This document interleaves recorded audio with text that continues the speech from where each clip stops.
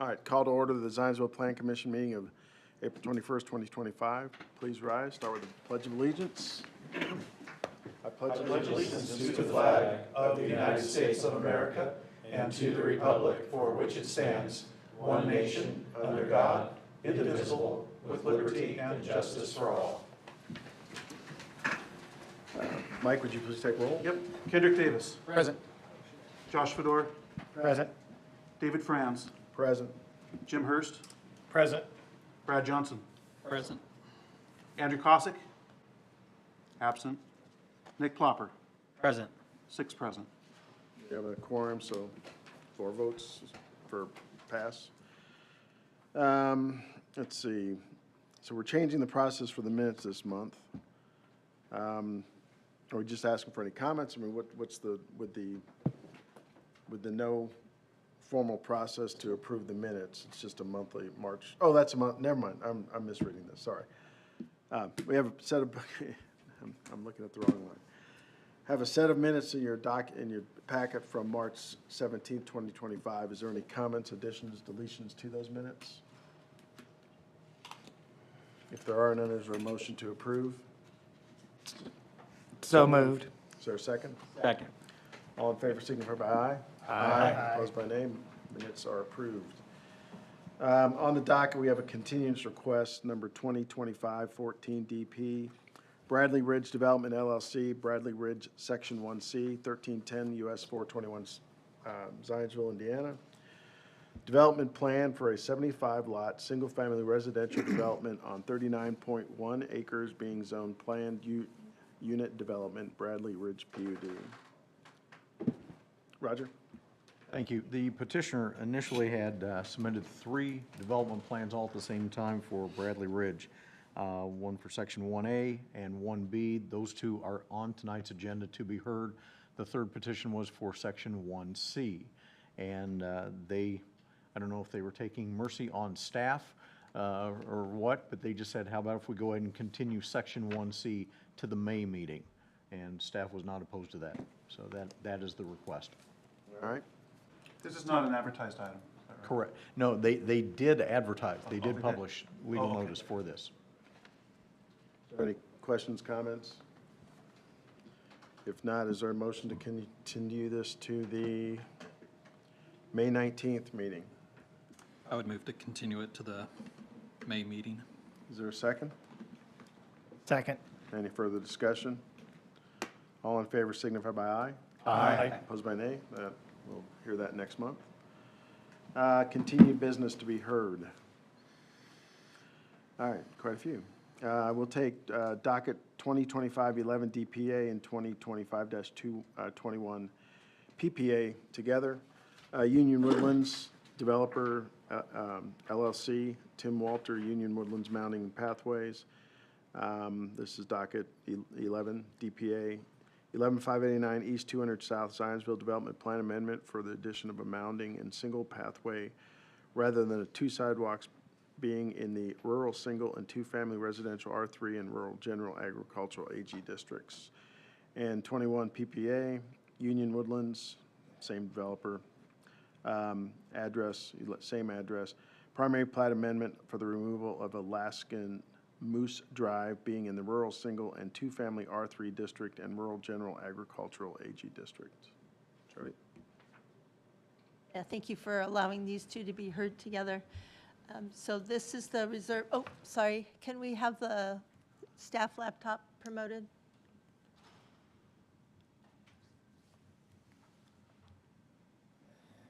Yep, thank you. So you've seen Union Woodlands before. This is the outline of the property. Oh, wow, I do that all the time. Zoning, as you remember, the homes are on the R3 zoning, which is down south, and then the future park is up here in ag zoning. So the primary plat amendment is to basically delete this connector road. This road has always been designed and contemplated to connect with property to the west. That property is in flux and under development design right now, so Union Woodlands is asking to delete this road so that this property isn't tied to a particular point in time.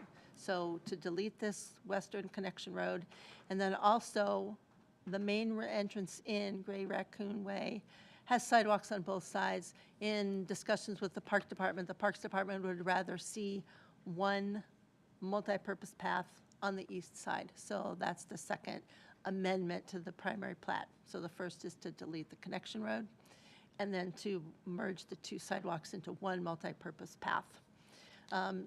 It's been reviewed by TAC. There are no questions or concerns, but staff would like to suggest a condition that because of the importance of a connection between these two properties, that in the future, when this western property comes in for development and designs are approved, that a western connection, a connection between these two parcels does come back.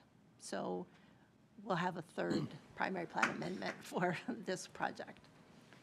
So that's the primary plat amendment. The second, the development plan amendment is, there. To basically add mounding between the park area and this first row of lots. So that's all the development plan amendment's doing. Nothing else is changing, not drainage or lot size, number of lots or anything. So two very minor amendments. Okay, thank you. Petitioner present? If you have anything to add, you can, okay. All right, petitioners declined. Is there anybody in the public who'd like to comment on this matter? If not, members of the Planning Commission, any questions? I assume the mounding won't affect drainage, correct, as far as into the homes? Right, that's correct. It's Okay. been reviewed through TAC as well. Okay.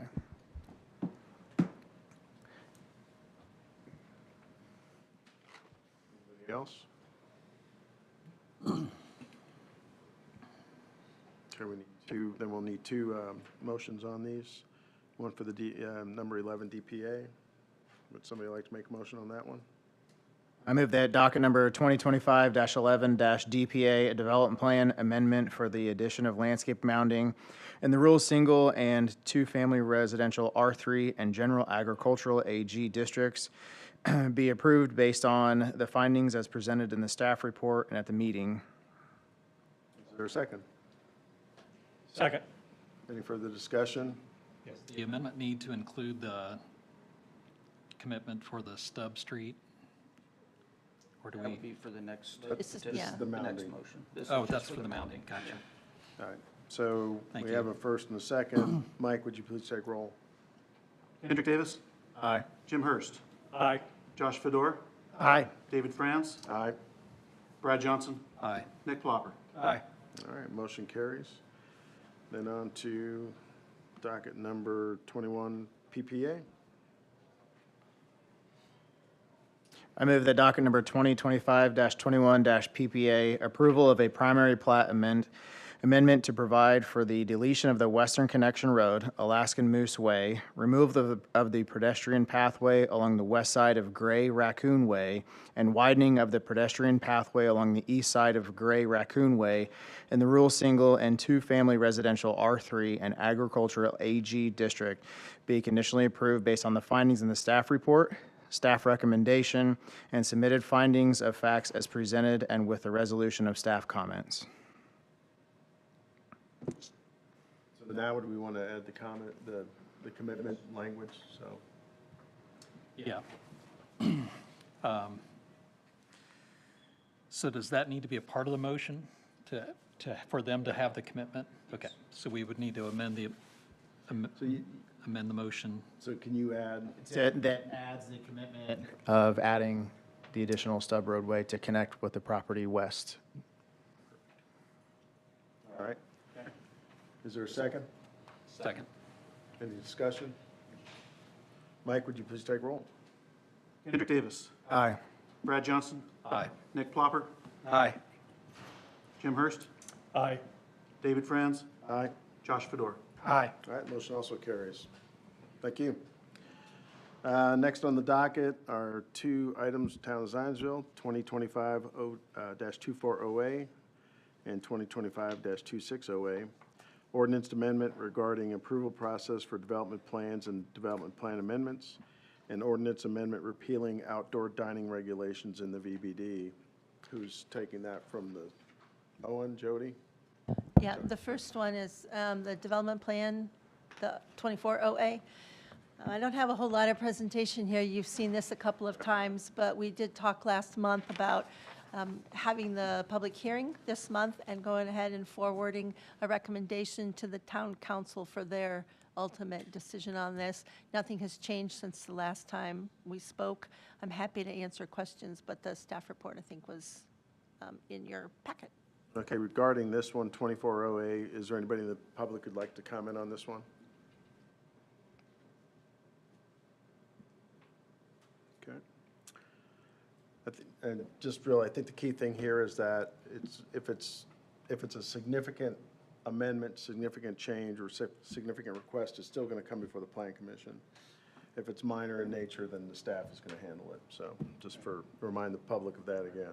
Or if the planning director believes that it will be controversial because of the project, then the director has the discretion to bring those to the plan commission on a case-by-case basis. Yep, all right, thank you. And the other main difference, I guess I'll add, is that the waivers. Plan Commission generally has been able to waive the Zionsville theme and building materials, and we took that out of the development plan, and that goes back to the BZA for variance requests. Okay. Is there any further comments, questions on this one? So we would be sending a favorable recommendation to the town council? Correct. For approval? All right, so would somebody like to make a motion on 24OA?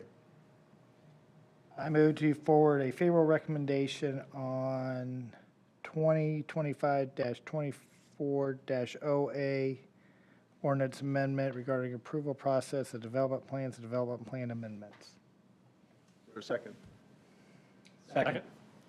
We have a second. Any further discussion? Mike, would you please take roll? Josh Fedor, Aye. Jim Hurst, Aye. Brad Johnson, Aye. Nick Plopper, Aye. David Franz, Aye. Kendrick Davis. Aye. All right, we'll forward that to the town council with a favorable recommendation. Then on 26OA, Jody? You're handling I'll it? take this one. Okay. The administration, the mayor administration, they'd like to change the zoning ordinance to allow restaurants in the urban village business district as a permitted use rather than a special exception. Also, what it does is eliminate some confusion about items in the right-of-way versus not in the right-of-way. Right now, when the Board of Zoning Appeals grants a special exception for outdoor dining, that project could include seating in the right-of-way. The Department of Public Works and the mayor's administration would like to separate those issues so that seating in the right-of-way is really within the domain and jurisdiction of the administration, Public Works, and Town Council. Otherwise, outdoor seating being removed from the special exception category to a permitted use would allow outdoor seating not in the right-of-way, subject to permitting, not a hearing with the Board of Zoning Appeals. Otherwise, everything else stays the same. Is there anybody from the public who'd like to comment on this matter? Being none, questions, comments from any of the members of the Plan Commission? So, I mean, I would love to modify this language a little bit. It speaks of separation from the curb to this outdoor dining space, keeping a clear way. But oftentimes there's poles, signs, benches, just anything and everything. Is that I would like to have that language say something more specific of a 5-foot clear way shall be maintained at all times, or something to that effect. I mean, basing it off the curb works 90% of the time, but the other 10% of the time, you're going to get into some issues. So are you saying that outdoor dining in particular should have a 5-foot clearance from the right-of-way? It's not enough just to be out of the right-of-way? Not, I'm just saying that measuring that distance from the curb doesn't always work because there's poles or signs. So I think that as long as staff can look at it and see that they're maintaining a clear path, even if it's not measured off of the curb, that's a better system, if that makes sense. Right now, what this ordinance would do is just allow any seating in the right-of-way, subject to Public Works approval and mayor's approval, Okay, okay? But should there- So, therefore, and outdoor seating, therefore, beyond the right-of-way on private property would be allowed, unless you're suggesting there ought to be some type of setback from the edge of right-of-way for outdoor seating. I thought this was getting to trying to keep a path clear for pedestrians to walk up and down the sidewalk, no matter what, In the right-of-way? in the right-of-way. Yes, yes. And so this ordinance would, what it really does is just takes the BZA out of approving seating within the right-of-way and hands that over clearly to the Department of Public Works. And then what it also does is takes outdoor seating out of the purview of the BZA by making it a permitted use. So outdoor seating must stay out of the right-of-way. Yep, Is allowable essentially anywhere on the private property, unless you feel there ought to be some standard for, like, maybe you're suggesting a setback from the right-of-way.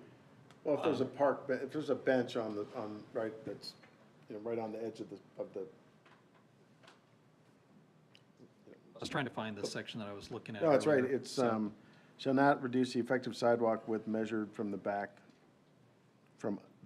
curb, it should be of the curb to less than 5 feet. I think his point is if there's something that is 2 feet onto the sidewalk, Yes. you effectively only have 3 feet from the curb to pass through. Correct. And that's, yeah, you just found that section, item number 1, D1. What's the purpose of that section, 5 feet from the curb? Is it's never to reduce That's it what, to that? that letter D would apply to display of merchandise. So there is a standard for outdoor display of merchandise, requiring it that go through the BZA for a special exception and subject to a sidewalk, effective sidewalk of not less than 5 feet. Yeah, I get that you're wanting this to just focus on getting it out of the BZA, correct? Right. That would leave that piece in the BZA, correct? But, The only thing that's taken, the only thing that's being taken away from the BZA is outdoor sidewalks. so the, Everything else within here, which pertains to off-street parking, customer service windows, trash containers, and outdoor display of merchandise, those would remain allowable outdoor operations, and the outdoor display in particular requires BZA approval.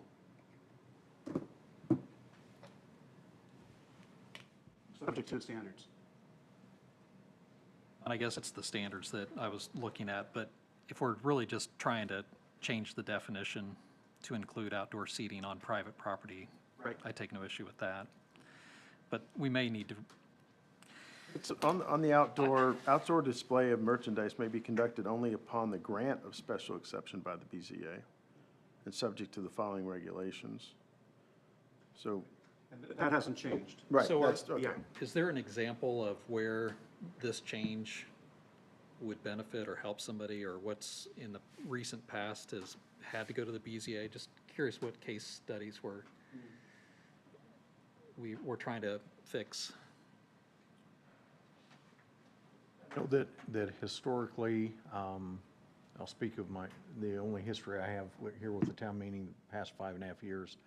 There have been a few different times when restaurants have desired to have outdoor dining, whether it's on their property or out on the public sidewalk. In either case, they were required to go before the BZA to get a special exception, even if the outdoor dining was going to be on their own property. And the desire, as we understand it, is to remove that requirement, whether it's on their private property or on the sidewalk, remove the requirement for them to obtain a special exception from the BZA, to remove that from the zoning ordinance. The outdoor display of items, that would still require a special exception by the BZA. The goal for this is truly just to remove the requirement for a special exception for outdoor seating, take that away from the BZA, and let DPW manage it from their standpoint. When we had Hotel Tango, they had that outdoor seating. They had to get that approved prior to the. Again, this is only in the Oh, VBD. okay, yeah. Only in What was- VBD. What was the one we did? Right. So like So, 10 high, As an example, the Cohatch area. the Cohatch area, they had to get a special exception. Tipsy Mermaid, they had to get a special exception for their outdoor seating area. Okay, which was side yard. Pardon me? That's a side yard, wasn't it? Correct, Or- but it yeah. was still outdoor Yeah. seating. Yeah, I 100%. We even had one during COVID, I'm drawing a blank on the restaurant's name, where they wanted to put outdoor seating up on their roof. And because it was still going to be outdoor seating, they had to go through and get a special exception for that.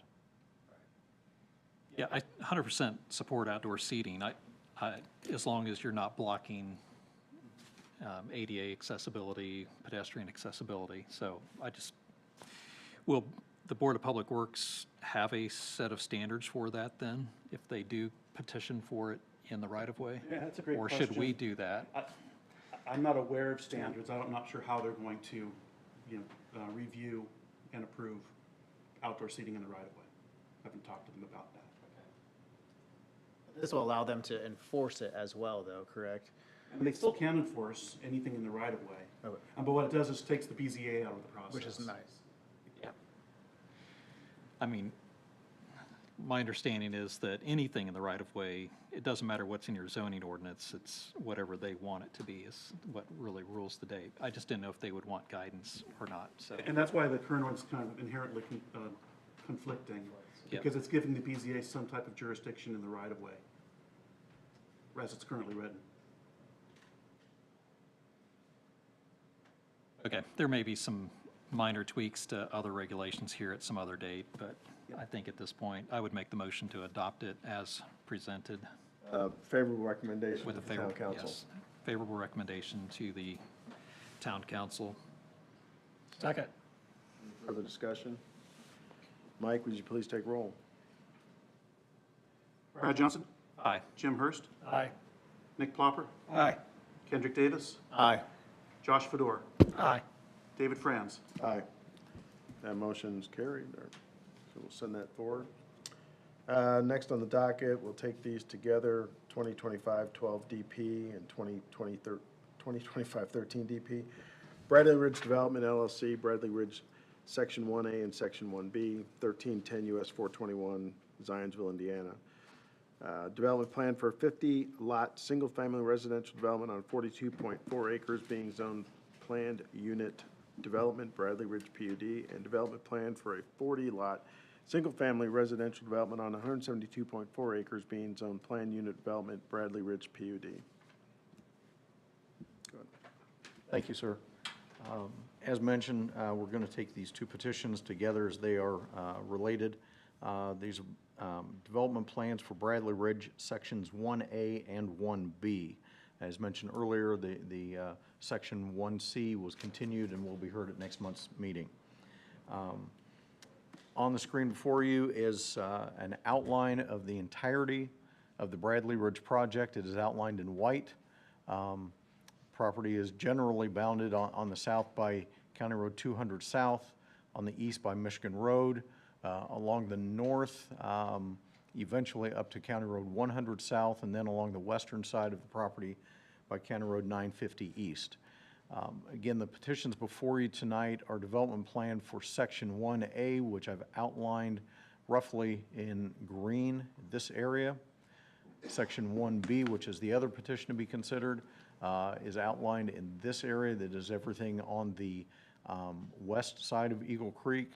So between those two sections and then Section 1C down here below, which will be heard next month, there are still some other areas within development that will require development plan. We've got a small section here, but then also an area up here.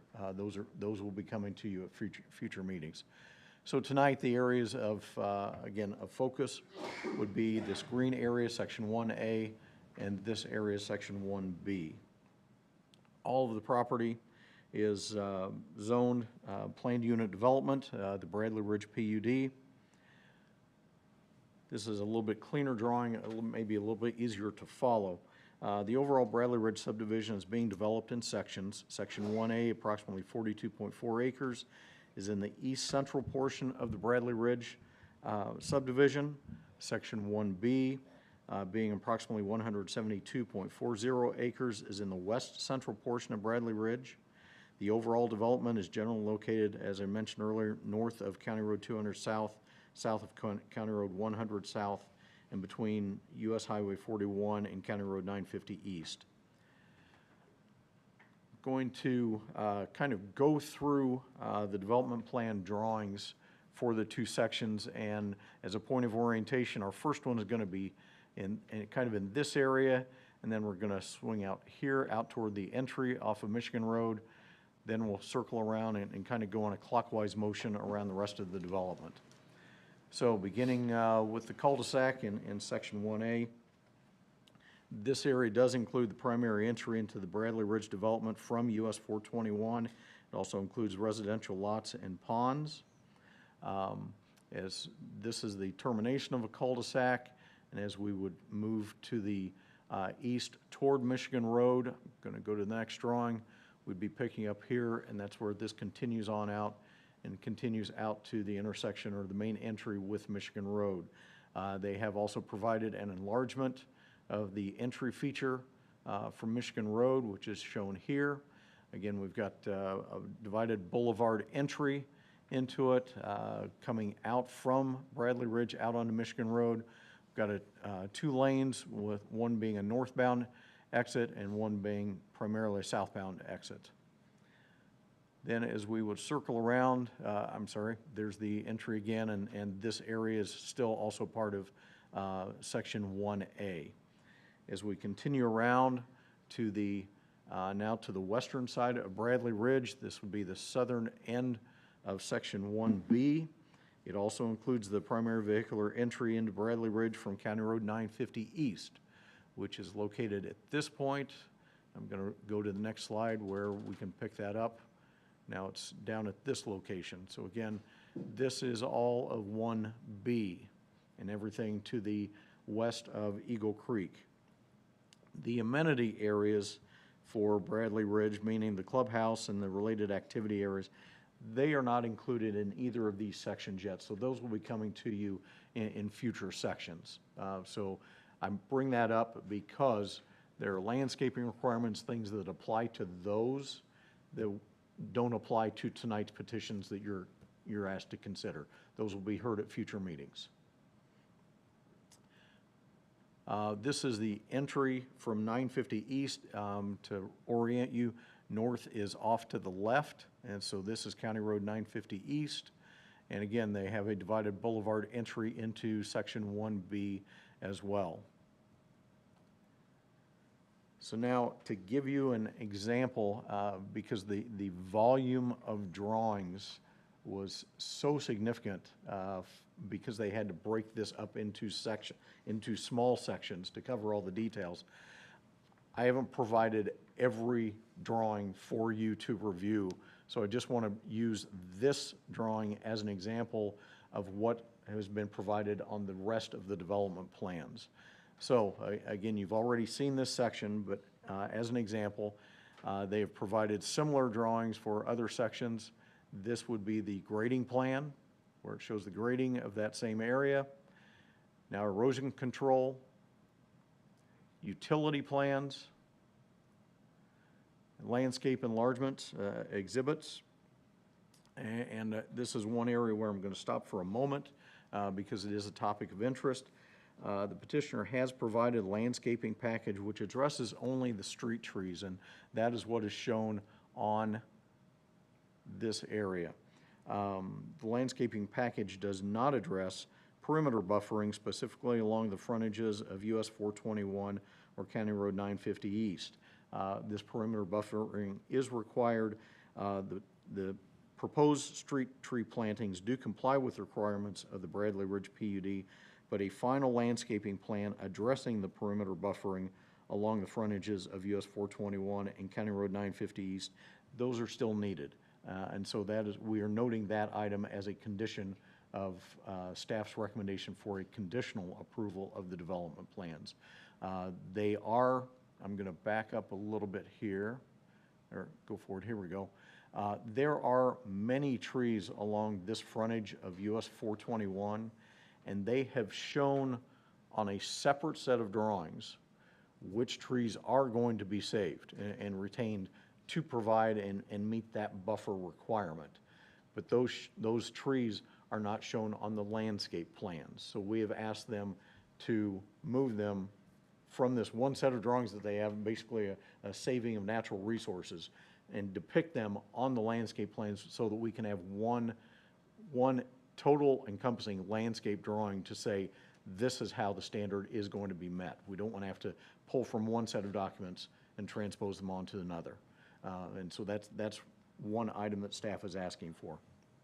And again, the buffering along County Road 950 East, which is required, that needs to be added on the landscape plans as well. They just have not been provided to us, to staff yet.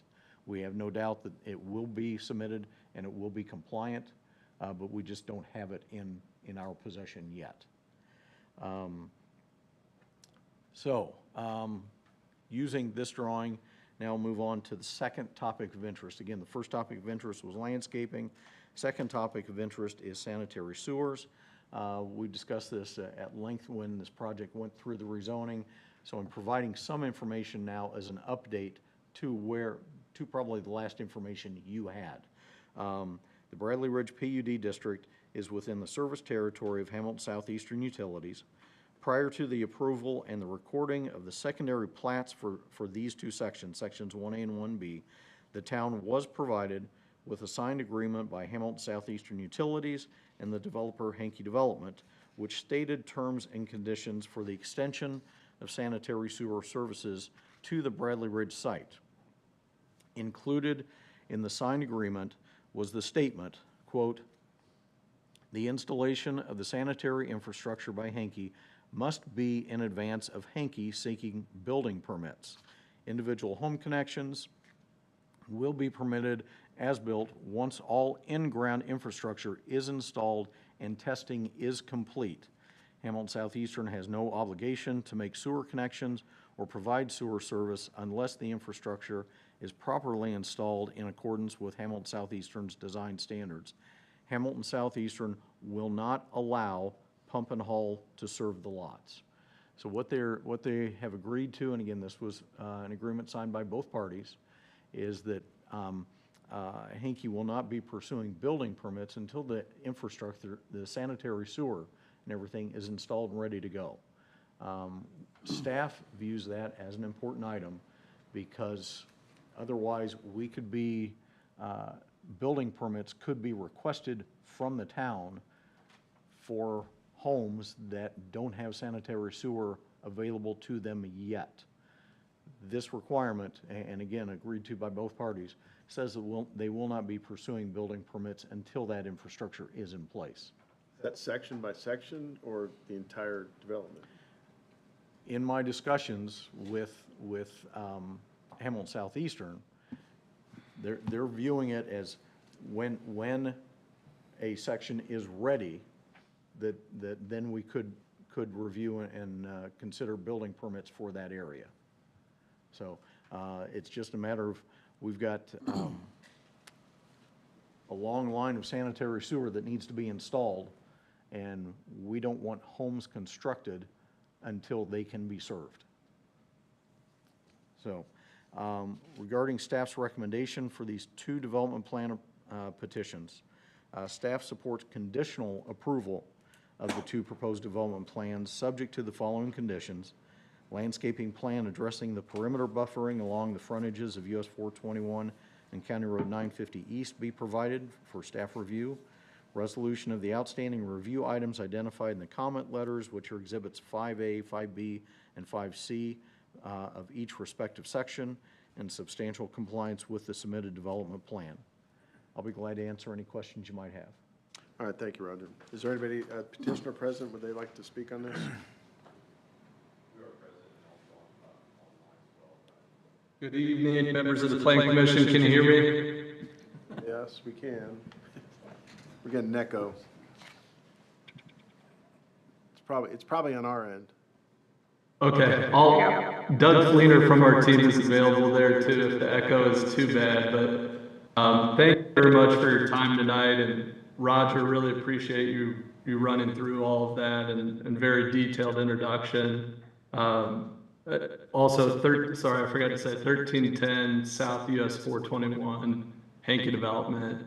We're really excited for the development, and staff has been great to work with. We've had a number of meetings and really appreciate all their time going through everything with us. And when you mentioned 1C earlier, we had worked with George and Michael from the engineering department there, and with the amount of items in front of them with 1A and 1B and really trying to make a push for Homerama, we decided, hey, no problem at all. We'll pull off 1C from this. So just wanted to hit on that. But as Roger went through everything very detailed, we are very excited, and there's been a lot of interest. As you know, Homerama is planned to be there as well. So the builders are very excited to be in Zionsville again, and just had a great one with the Promontory Homerama. So everyone's excited to be back. I think we have 10 builders in the show, so it'll be one of the most anticipated Homeramas they've done yet. But overall, developments, had a lot of traction and a lot of families interested. So with that, I know he hit on some of the landscaping items. We are actively working through all of that with Larry Hemp. He's our landscape architect.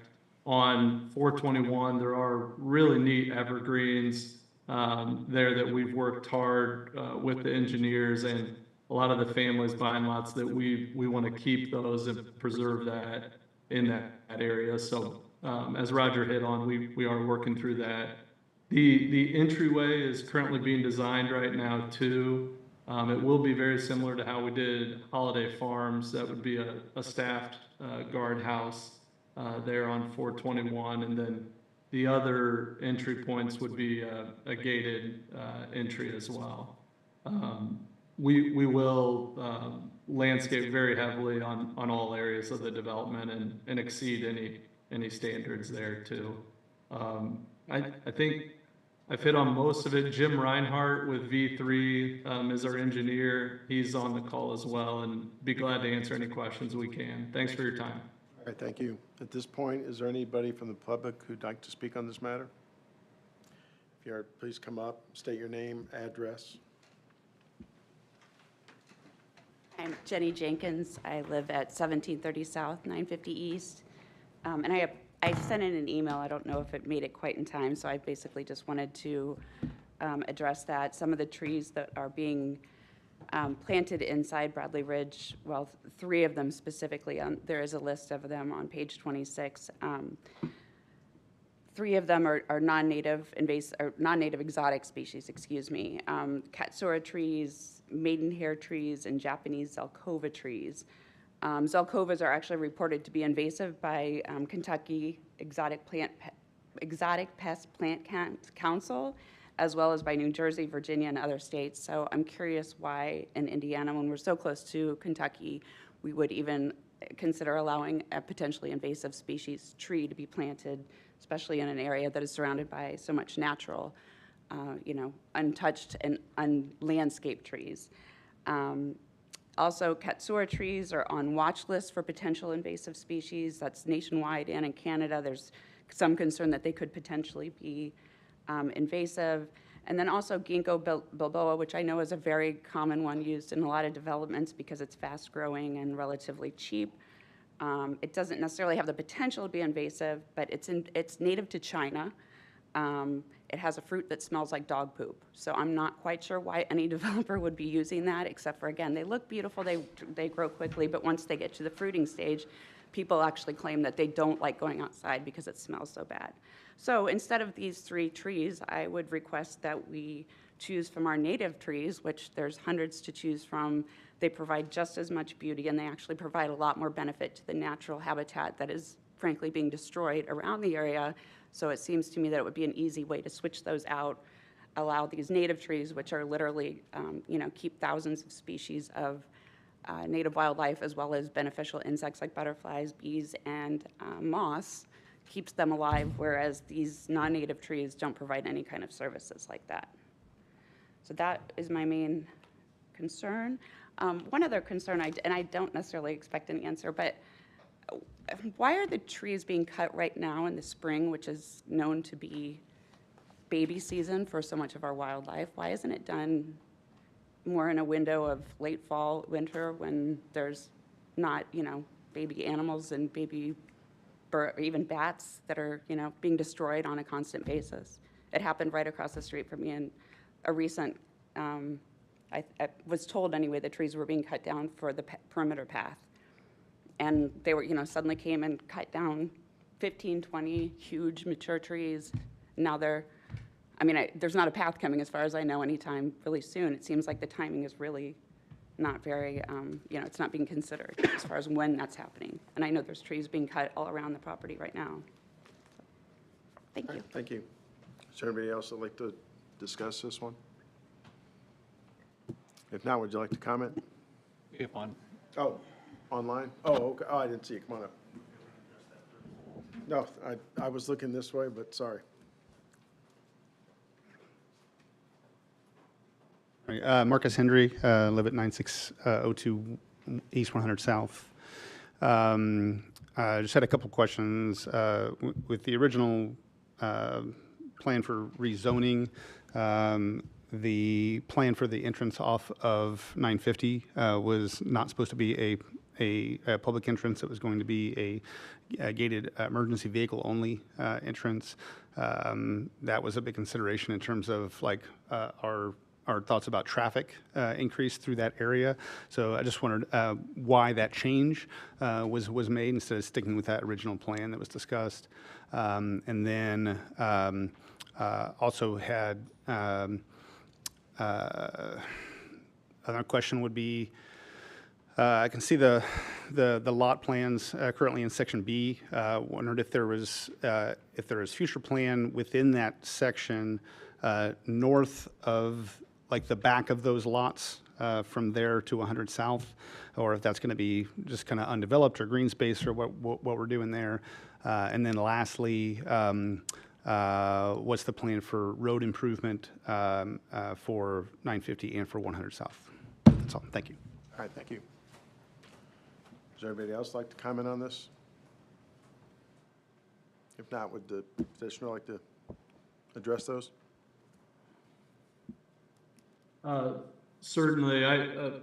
First off, in regards to Ms. Jenkins' comments, we'd be glad to work with her and look at the species. We can drop some of the species and certainly work through that with her. Regarding the timing of the trees, the Indiana bat law, you have to do it during a certain time, and so that's during that time period. But we're currently planting, if you go over there now, we've actually started the orchard area, just planted 100 trees, fruit trees on Friday, and have a couple hundred more coming. So it's just the timing on when they do that with the road area, but we'll strongly work to continue planting in that orchard area and keep as many as we can there.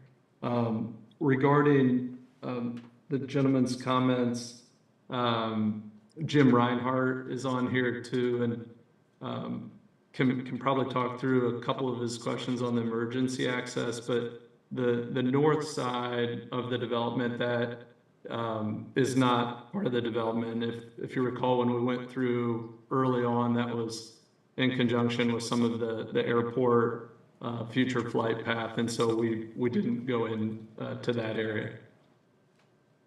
And Jim, you may speak up on the emergency a little better. So 950 is gated, correct? So it's only accessed through card key or reader from the car. That's correct. So That's correct. Yep. Go ahead. I'm sorry, but It sounded like the question, someone was questioning again. Yeah, no, 950 is only accessible to the 40 homes that are on the west side of Eagle Creek in section 1B. And you're right, through that, the gate, that's only accessible through the card. We are working with the county. We've had a couple meetings with the county and, on the improvements on 950.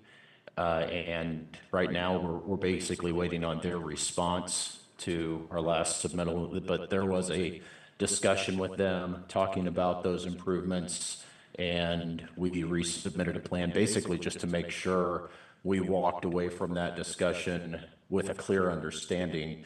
We sent them cross-sections and said, hey, this is, are we on the same page? But we are not pushing back necessarily on the improvements that they're asking for. We're just making sure before we finalize the plan set that we are depicting what they've asked for.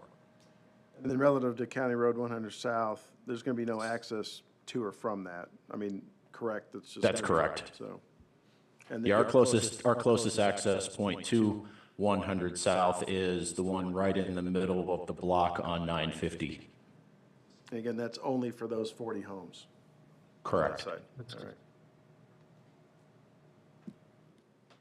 I think the comment that I heard was that in the original PUD, that the master plan for the PUD showed that entrance not being a main entrance, is that the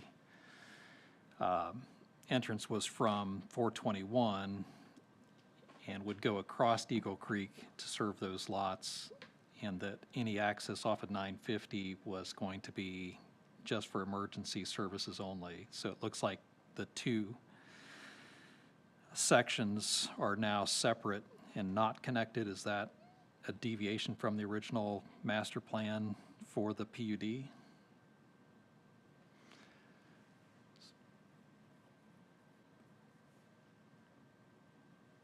I can answer that if petitioner will not. I know during the primary plat, the plan that we have now is consistent with the primary plat.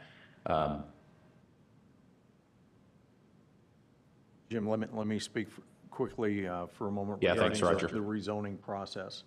The master plan for the development at the rezoning stage did identify this as potentially an emergency vehicle only, but that was contingent upon if they did get approval for and chose to build a bridge across Eagle Creek, which bisects this site. And within the language of the PUD, it did leave that opening as to if they chose not to do that bridge, because they were going to have to go through and get approvals from DNR and some other agencies. If the developer chose not to do that bridge and basically keep this now as two separate sides of development, one on the east side of the creek, one on the west side of Eagle Creek, then what was being presented as possibly an emergency vehicle access only would become a full access drive for the development of only those lots on the west side of Eagle Creek. That is where we are now. So at one point it was presented as they had hoped it would be an emergency vehicles only access, but that was contingent upon whether they would be able to build a bridge across Eagle Creek or not. The developer determined they're not going to be able to do that, so that's why that point of access is now a full access for those 40 lots. Thanks, Roger. That's correct. Is there going to be a and I'm just asking because we can't see the other sections, is there a potential in the future with these sections we cannot see that it will be connected, or are they completely opting out? Because the amenities that are going to be there, I'm sure the neighborhood will somehow have to be connected. Will that be via walking trails and no vehicle access then? Based upon the plats that have been submitted, there's no proposal for a vehicular connectivity between the two sides. And I'll ask for the development team to confirm that statement.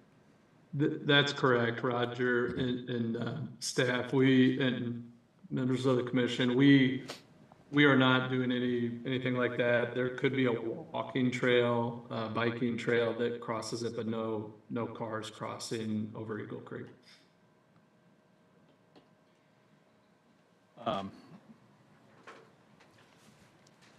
Having not been a part of the PUD approval process or anything that's happened since then, I guess I'm looking at the empty space that's within the subject site.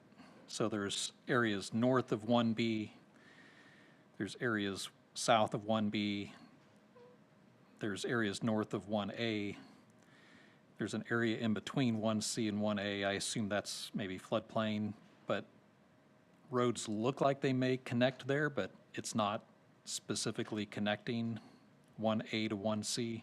I know 1C's next month, but I have a hard time doing things in bits and then not knowing what's coming next or even having a concept plan. And if they've already deviated somewhat from the concept plan that was approved as the PUD, I'm curious what's next before we approve these.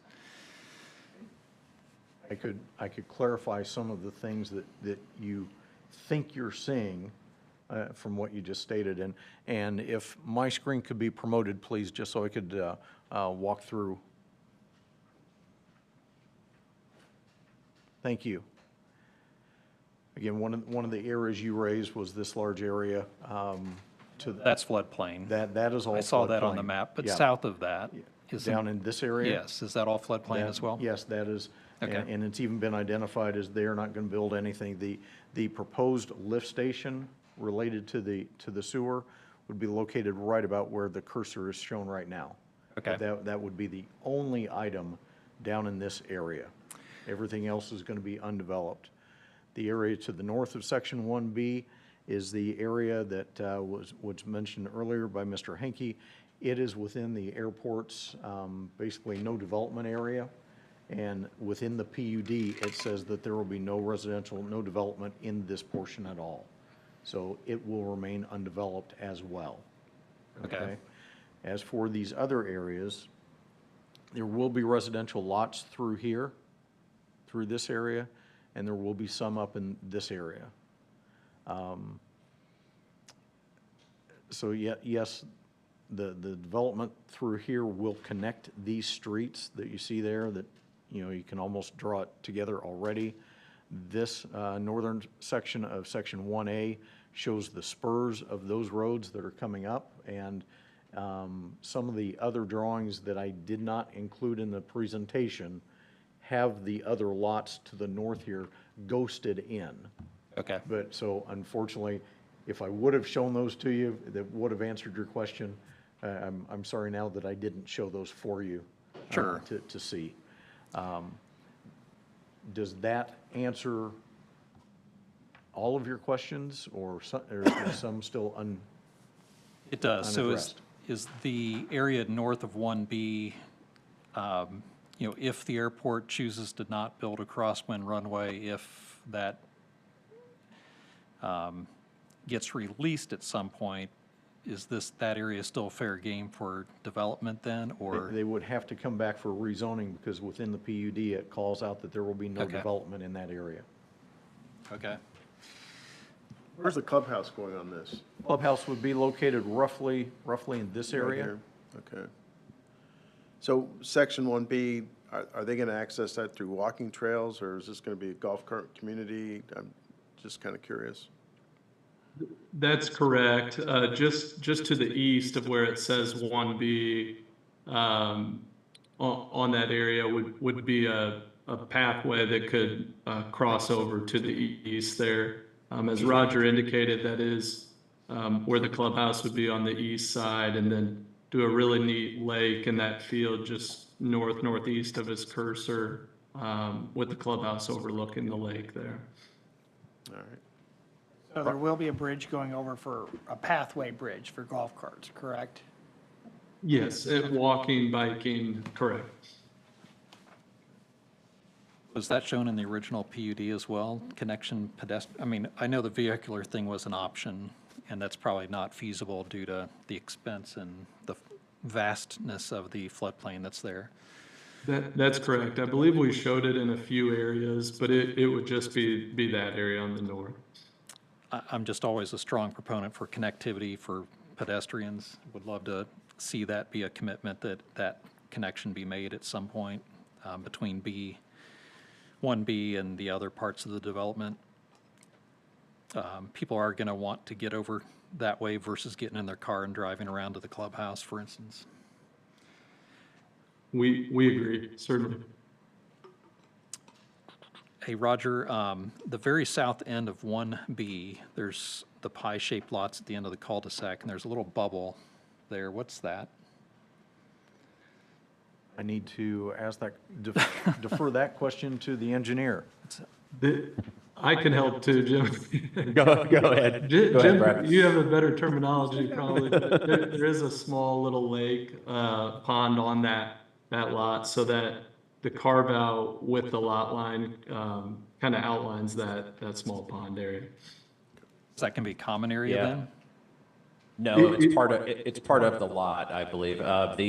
It just looks like on this exhibit, there might have been just a remnant line that probably came from the topo that overlaid with that lot line, but it is the feature that Brad is talking about. Okay, so that lot is inclusive of that little bubble. Curious. Yeah, that's correct. I believe it's Right. like 3.5 Cut off. 4 acres.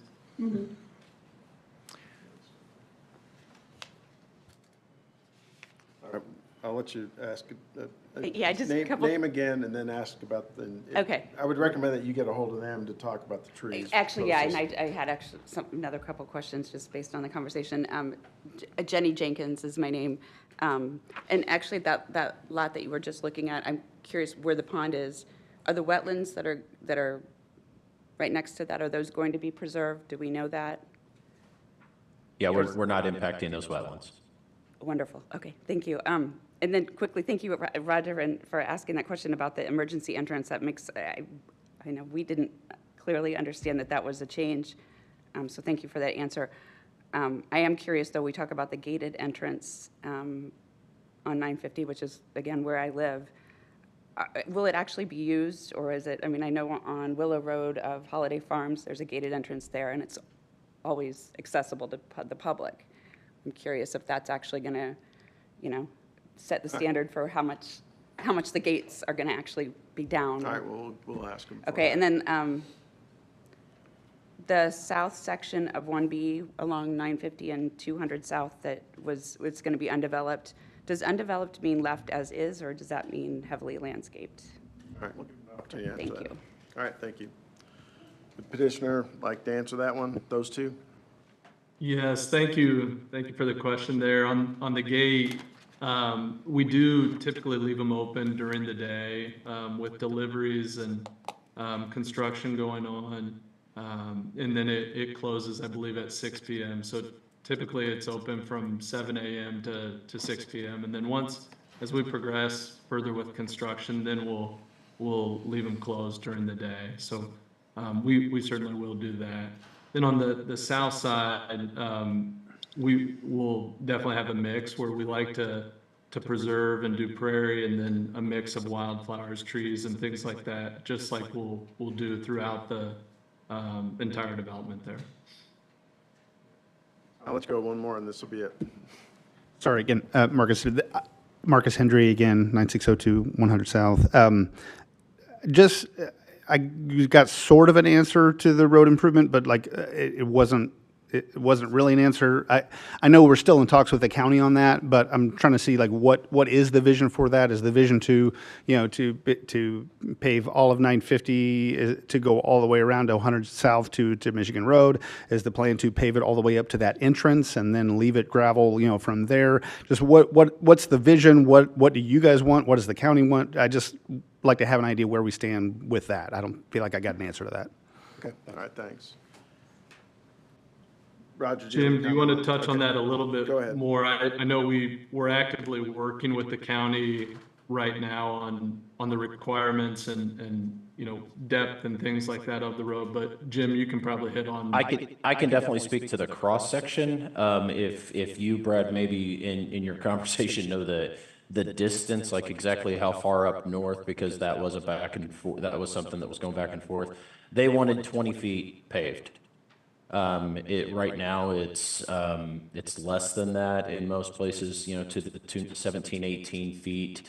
But they wanted that minimum 20 feet paved, and then, you know, proper XL decel passing, at the entrance, on 950 at that main entrance. There was discussions that Brad, you may be able to help with. Is that going all the way up to 100, around on 100, or is that stopping at the north end of the lots? I don't recall where because we were more focused on just making sure the cross-section is the agreeable cross-section right now. Yeah, I believe it does go up around 100 slightly and 200 slightly, but we can certainly follow up with the county and Dustin, and Doug, if you're there, if you could get his number, and we'll be glad to get with him tomorrow. The gentleman who just asked on that. Okay, thank you. Anything else for the petitioners, staff? I did have a question for Roger. In the past, we've normally required, or at least I assume we required a second entrance for a development, for emergency entrances and et cetera. Why are we not on section 1B? Go to that drawing.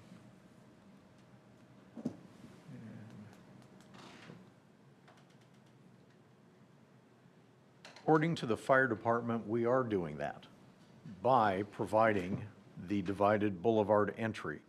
This has been discussed on other subdivisions, and the thought is that if there's an accident on one side of the entry, then emergency vehicles could utilize the other side of the boulevard entry to get into it. So again, this question has been specifically asked of fire department, and they've said that yes, this complies. Thank you. I know in other situations, we've had to put emergency entrances in that go along property lines and so forth. I was just curious why we didn't require it on this one, so. We look at section 1A, the line drawing, the lot drawing, the simple one. Yeah, that one. So the dark line doesn't follow the parcel lines, and I'm just trying to figure out if that's just an error, near the end. Down through this area? Go to the left, follow right there. Right there where, Oh, in that area? Is that just an error? I try not to, but I take things literally a lot of times, and if something doesn't quite make sense, I need to ask a question. It looks like. I can answer that one. Okay. On those two lots in particular, the stream does quite the meander, and everywhere else, the lot line is generally following the stream. With the exception of that, we did not have it follow the stream and really shorten those two lots that were impacted. We cut straight across. So that is why you see on that exhibit the dark line, which is following the stream, and the lighter line on that exhibit that is actually the rear lot line for those. Okay, so in that particular drawing, the parcel lines are inaccurate because they would not project through. Yeah, That's fine. it's does show looking like correct on that's the case. We'll verify that that's correct. But this yeah, we'll look into that and make sure they match the plat and everything else. So there will be no more uncertainty after that.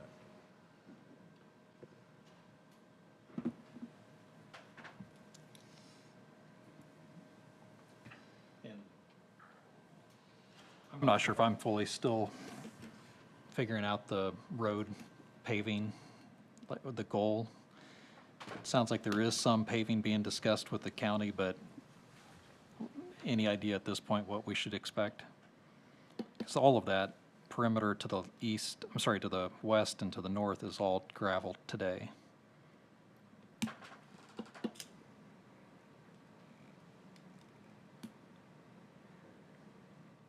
I know that in this process, and again, engineer, Jim, if you can correct me if I'm wrong, but they are giving up a 40-foot half right-of-way, so that the full width would be 80 feet, but on this side, they're giving up 40 feet, and within that 40 feet would be the sidewalk and the roadway improvements, which again, they're calling for, I believe Jim said, an 18-foot wide pavement. And I'm going off my memory here, which is a dangerous thing to do in a public hearing especially, but I do recall that Boone County Highway was asking that to continue all the way up to 100 north and around the north side of the development. To 421. Yes. Well, at least So- on the property that they have control of. So to acquire the right-of-way, that's going all the way across. Is the paving for them to make improvements to the road also included in that, or is it just really capturing the right-of-way necessary for future expansion?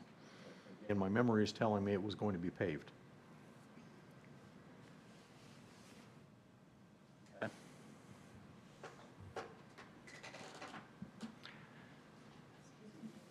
That's correct on paving. And as he indicated, going around 100 there, we own to the creek on the north side there and would wrap around.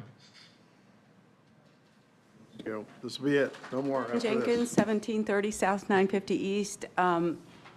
This is the first time that the paving that I have been talking about that, and that, of course, affects me greatly. But I am not hearing anything about the bridge. The bridge is a single-car bridge, and you're adding maybe 100 more cars on a regular basis back and forth. Right now, there's limited number of homes on there. That bridge, I don't even know weight-wise if it can handle it, but more than anything, 2 cars cannot pass on that bridge. I'm just wondering if that is taken into consideration so we don't have accidents there. Well, this is between the developer and Boone County Roads, so that's a discussion with them. So how do I talk to somebody about making sure the bridge is safe? If I can't talk to the Plan Commission about making sure our bridge is... that's not part of your... That's not part of Okay. our purview. Good to know. Thank So. you. Indiana state law puts bridges on the county, all bridges, even within the city or town. Anything else? Anybody?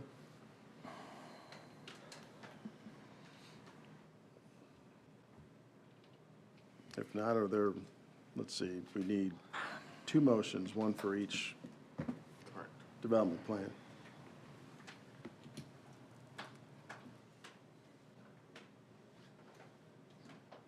Got a few. Go ahead. I'll take the first one. I move that docket number 2025-12-DP, Development Plan, Section 1A of the Bradley Ridge subdivision for a 50-lot, single-family residential development on 42.4 acres, be conditionally approved based on the findings as presented in the staff report at the meeting, a landscaping plan addressing perimeter buffering along the frontage of US 421, a resolution of outstanding review items identified in the comment letters, Exhibits 5A, 5B, and 5C, and substantial compliance with the submitted development plan. Is there a second? Second. Any further discussion? Mike, would you please take roll? Nick Plopper.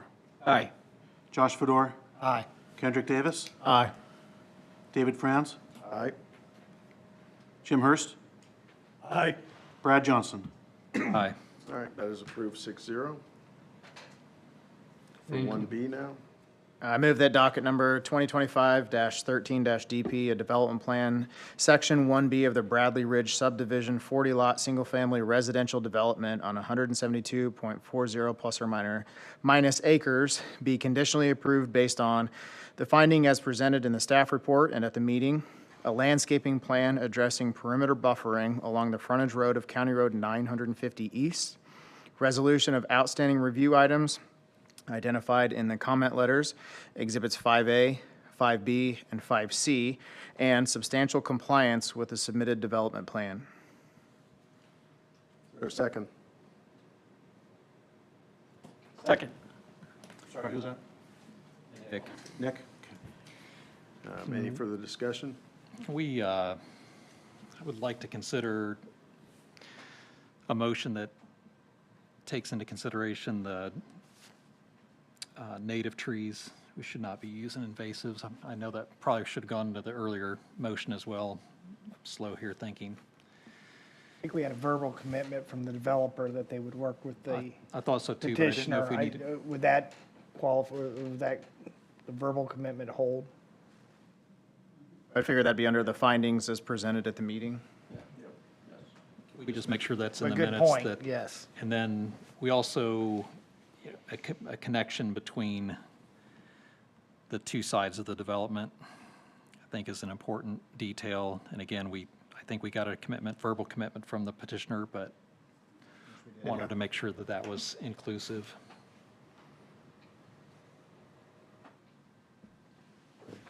Yeah, I would be confident that that would be involved in what was discussed in the meeting under that. Do we have a second on that?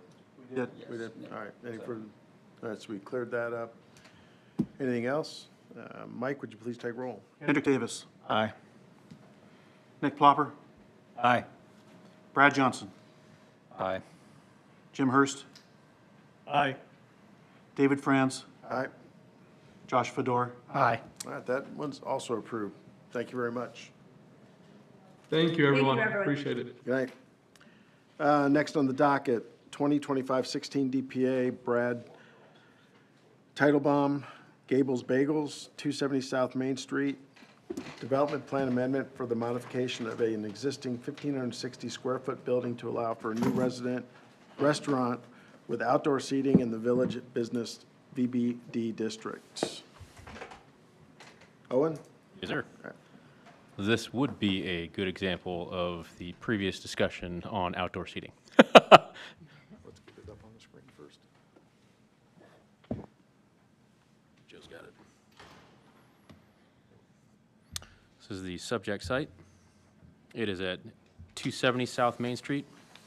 Subject site, subject is on the west side of South Main Street, across from Zionsville Pizzeria. The site is approximately 0.19 acres and accessed via South Main Street and South First Street through the existing parking lot to the north of the building. Site zoned VBD. To the north is the town's parking lot. The Wessel Building, which is B2, is on the west side. South is the Friendly Tavern, and east, again, is the Zionsville Pizzeria. These are the elevations. I'm sorry I did not have any color elevations, but they are adding coolers to the exterior. They are swapping existing lighting fixtures, and they are adding signage as well. I say adding, let me say reskinning signage that is currently existing on site. No signs are going to be lit. All in all, they are going to be adding landscape features on the north is down in this instance, so this is the west side, which is the existing asphalt. This is going to be the outdoor seating area as well as additional outdoor seating along the Main Street side. And then the coolers that we were discussing earlier. All in all, staff is supportive of this petition. And the petitioner here is as well, if you have any questions of him. And if you have any questions of staff, please feel free. All right, thank you. Does petitioner like to add any comments? Okay. Is there anybody from the public who'd like to speak on this matter? If not, I'll open up to members of the planning commission.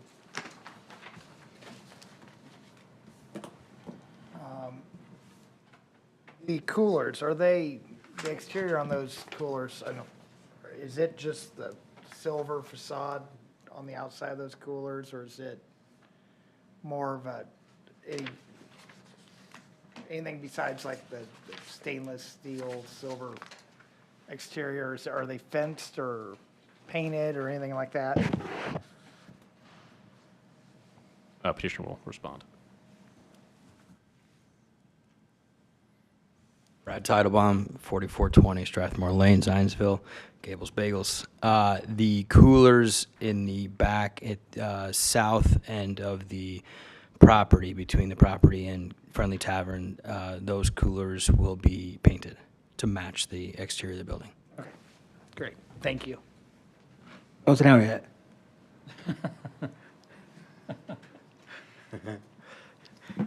Come on, Brad, everyone wants to hear about the bagels. Sell the bagels. Tell us about the bagels. Okay. We will be having breakfast and lunch, indoor seating, outdoor on both the First Street side, as you can see, with a pickup window there, on the west side there. On the Main Street side, we'll have a wraparound patio with access, with a new door, with an existing window over there. Yep, and that'll have a door to the patio, and we'll keep the existing entrance in place where Salon G was, where the Griffith Cleaners was. That will be the kitchen area. We will have catering is a big part of our business, and delivery as well. Extensive menu beyond the bagels, sandwiches, soup, tuna salad, etc. Are these bagels made with the special New York water? Correct. It will come from the East Coast, and yeah, we hope that you're excited about it as we are. Thanks. I don't have any further questions. I have a question. So, having been on the architecture committee that gives grants to businesses in the downtown, is that program still in place? Does anybody know? I know one of the members, past members at least. Is that, okay. Just for the petitioner's sake, the Zionsville downtown, they do have a grant program. It's free money for facade enhancements that you could apply for and would help with some of your improvements possibly. It only applies to exterior improvements, but just wanted you to be aware of that. I was not aware of that, so I appreciate it. And you've got at least 2 local architects that are willing to throw their thoughts in and help you with the aesthetics. Appreciate it. One's in the audience. Anything else? If not, is there a motion on this matter? I move that docket number 2025-16-DPA, Development Plan Amendment to allow for a new restaurant with outdoor seating at 270 South Main Street be approved based on findings of facts in the staff report. Second it. That was seconded by, thank you. Any further discussion? Mike, would you please take roll? Josh Fedor, Aye. Brad Johnson, Aye. Jim Hurst, Aye. David Franz, Aye. Kendrick Davis, Aye. Nick Plopper. Aye. All right, motion carries. Thank you very much. Thank you. Good luck. Thank you. Docket number 2517 DPA. I lost my page. Interactive Academy building entry additions. 3795 South US 421, Zionsville, Indiana. Development plan amendment for the building entry additions of an internal road connection being in the special use 7 SU 7 district. Owen again? Yes, sir. So this is kind of a continuation from previous action from last month with Holiday Farms East Townhomes. They're talking about that connection. This is now Interactive Academy coming through with that connection to punch through. Also, it is for additional sub-improvements, which is as far as those entrances. But let's get this kicked off with the what we're talking about, and it's 3795 South US 421.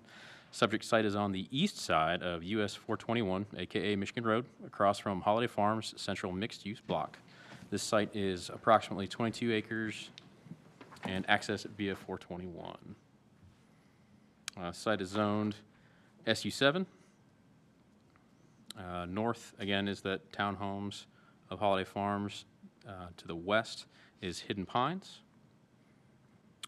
South, again, that Hidden Pines wraps around, and to the east is that Central Mixed Use Block of Holiday Farms.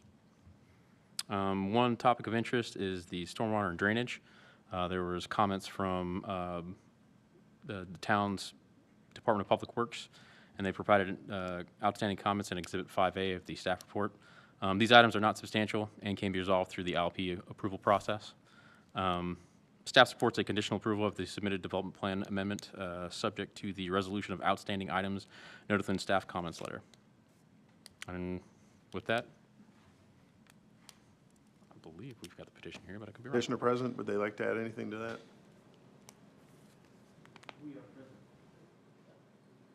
Okay, good. All right. Is there anybody else from the public who'd like to comment on this matter? Open up to Plan Commission members.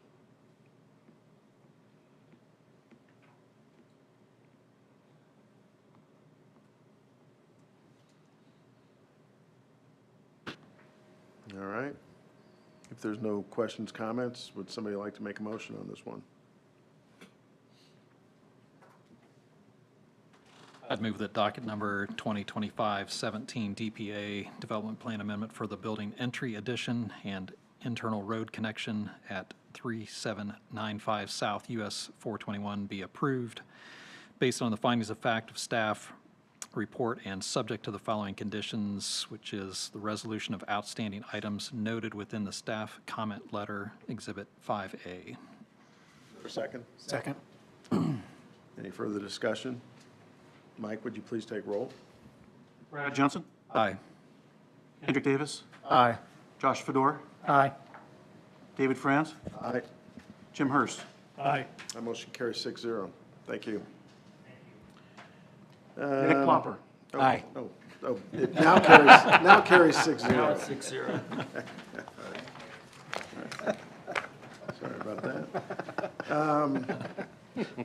Docket number 2025-18 PPA, Old Town Companies, LLC, Wild Air Multifamily Section, Primary Plat Amendment, Wild Air PUD, Primary Plat Amendment of the Multifamily Section of Wild Air, increasing the number of lots from 4 up to 7 on 23.98 acres, being in the Planned Unit Development Wild Air PUD District. Roger? Yes, sir. Thank you. The petition before you is, as mentioned, a primary plat amendment of the multifamily section of Wild Air, which would increase the number of lots from 4 to 7 on almost 24 acres. It's important to note that the perimeter of this primary plat amendment is exactly the same as the primary plat that was originally approved. So it's just a matter of how the space is being divided up. We are not increasing, we're not decreasing, just a matter of how we're dividing the lot or the involved property. On the screen in front of you is a location map, just showing the property or subject site is north of Oak Street on Marysville Road. It is on the east side of Marysville Road. This portion of the property is all within the Wild Air PUD. All that is in green that you see that I'm kind of going around outlining, that is all the PUD. And to give a better indication as to where this section, the multifamily section, falls within the overall development, I pulled this concept plan from the rezoning ordinance that generally outlines the property we're talking about. It's outlined in red. Today's petition actually includes a little bit of space over here, but generally this is where it is located within the overall PUD. The overall PUD is being developed in sections, and this is known as the multifamily section. On the screen in front of you is the original primary plat, which was approved by the Planning Commission on February 20th of 24. Here, you'll see the original area was divided into 4 lots, including areas for multifamily rental units and a limited amount of square footage for retail uses on the ground floor of 2 buildings. The overall project's clubhouse is located within this area, a coffee shop, an ice cream kiosk, and a future Archer Park. And to show you what the original 4 lots were, this was lot number 1, Can you point out where the commercial and Okay. clubhouse stuff was on this one? Yes, I will, as I go around that. And again, the location of those did not change, but I will point those out, thank you. Again, this area was originally identified as lot number 1 and consisted entirely of apartment buildings. Lot number 2 was this area. Lot number 3 was this area. And included within that area, the clubhouse is located down on this portion, okay?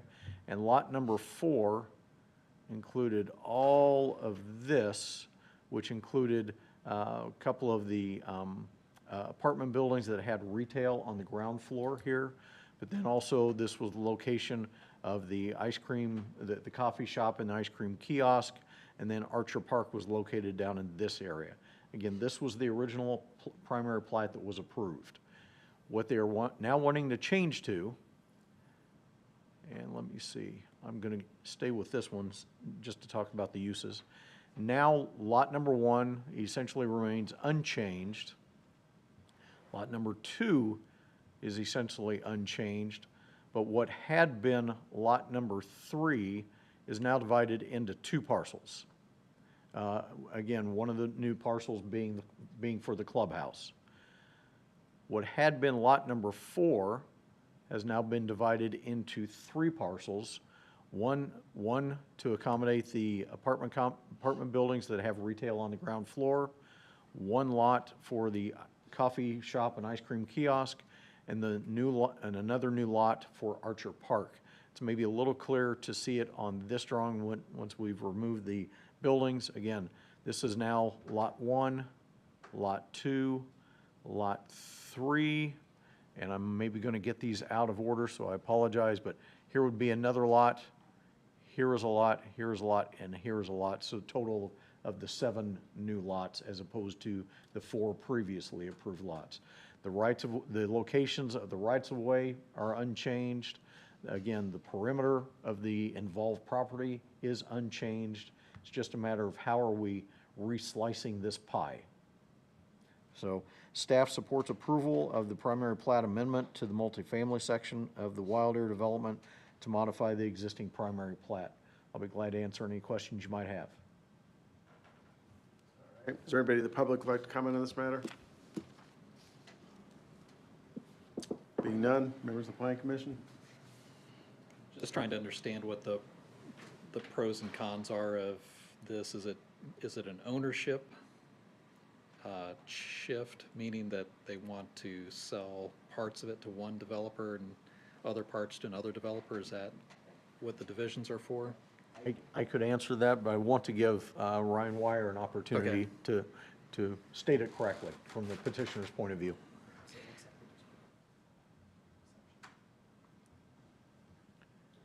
I'm Ryan Wire with Old Town Companies, 525 North End Drive, Carmel. So Roger is probably going to be 100% correct in how he says it, but it is how we purchased and took down the land, so it is ownership entities. So we broke out the clubhouse and Archer Park into basically the association for the entire development because it serves the entire development. And then we have the multifamily section, and then we did break out the coffee shop because it's a standalone outlot, more or less the way we ended up going. So it was to separate them out for ownership entities, basically. So lot 1, I don't know if those are actually the official names, but lot 1 that Roger called out and lot 2 are possibly 2 different entities that will develop those parcels. So lot 1, 2, 3, and 4 are all multifamily. So all 4 of those, but they're in separate lots because of the right-of-way that divides them. So those are all the same entity. And then lot 5 and 7 are the same entity. And then lot 6 is currently owned by our land development that owns the single-family portions.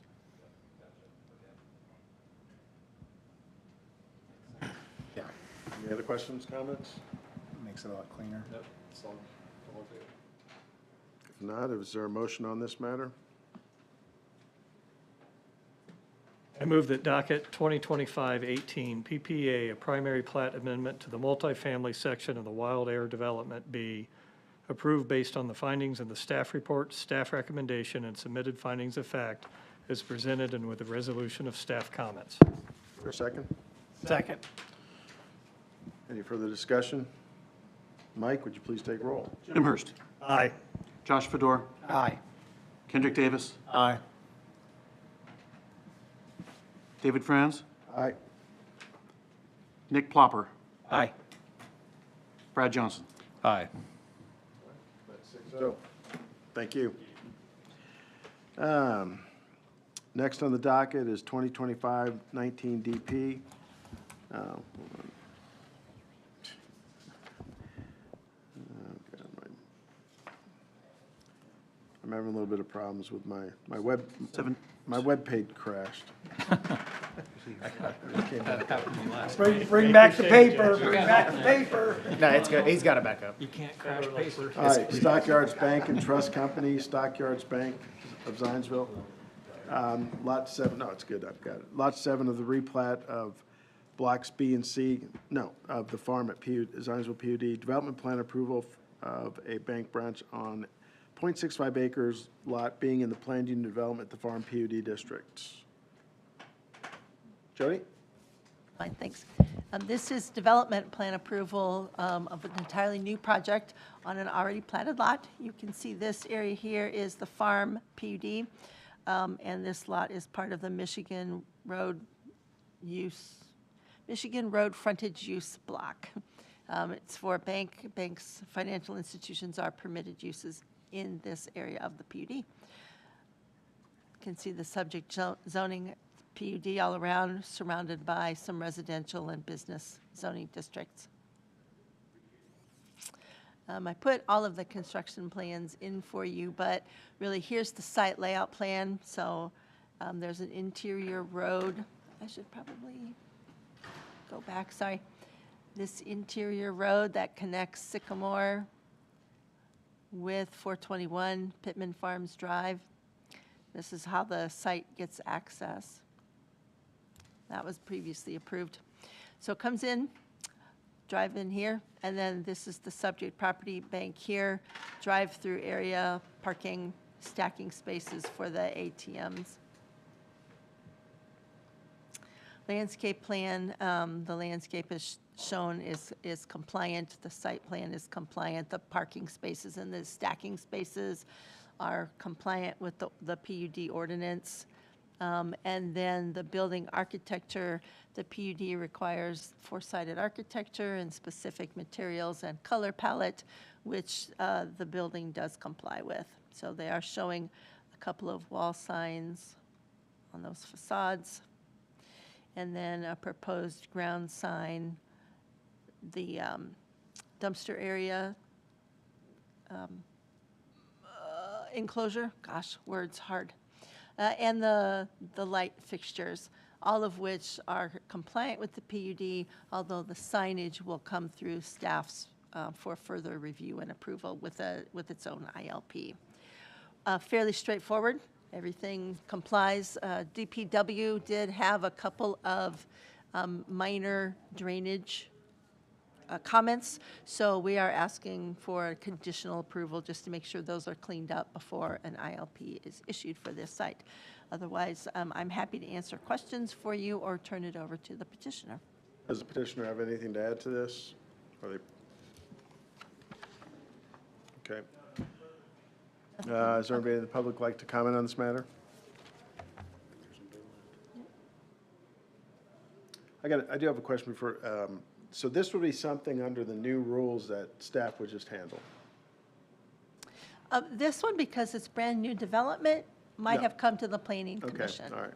But Yep. it's, in the big picture of the PUD, it's Right, yep. relatively minor. Okay, so it's one of those. All right. I'll open it up. Anybody have questions, comments on this matter?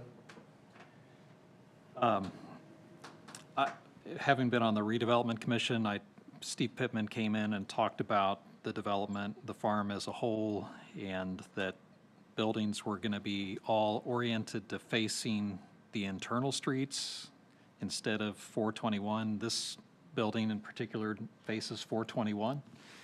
So I'm curious how or why it deviates. I'm not sure if it needs to, but it just I know that that was part of the original presentation about the farm.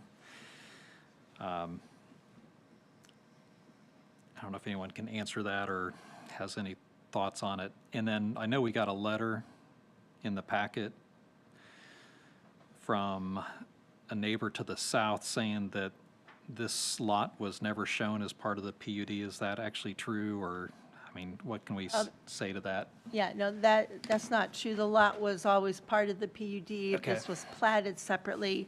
What I think the letter writer was referencing is there were some commercial buildings that came in as an earlier development plan and plat. So buildings like 4 through 9, which this was on its own already platted lot. So that was not part of that previous development plan approval, which I think is what the letter writer referenced, is the previous development plan approval. And yes, it's a brand-new development plan approval, so it's its own thing. Okay. It seems to me to make sense to have a business there versus it being vacant, but I just didn't know what the history was of that and wanted to at least acknowledge that there's somebody that's concerned to the south. Is staff concerned about noise, light, any other intrusions possibly to that residential neighborhood? I'm not concerned about light because they submitted compliant light fixtures, so glare should not be an issue. And then the landscaping will help with whatever cars might be parked. The hours of operation, obviously, this is a bank, so it's not going to be, party central at 10 Right. p.m. Right. Some of the noise, I think, is unavoidable. It's construction. And so that noise, once the commercial area is finished, that Yeah. construction noise will go away.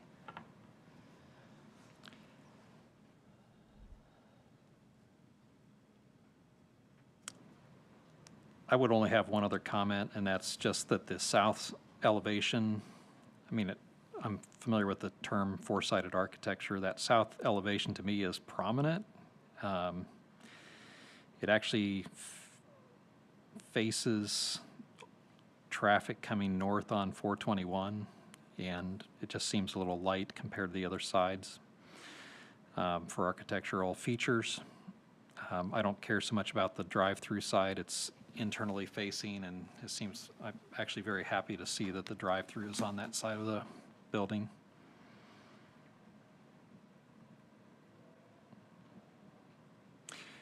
Just even adding another window, faux window, anything on that facade or an awning that's showing up on the other side of the building would possibly dress it up, but it's fairly close to 421, and it is facing that direction. I will just say that the elevations comply with the text in the PUD, and the petitioner, if he wants to address, adding like another window on this side of the elevation, I think is what you were referring to. Yes. Yeah.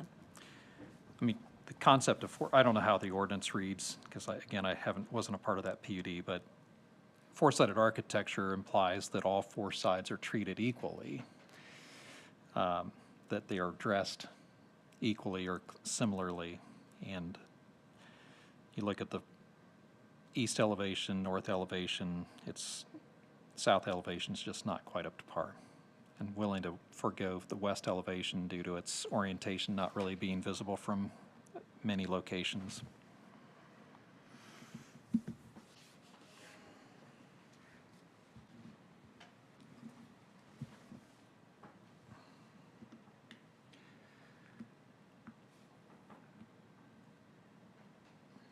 Care to comment, or?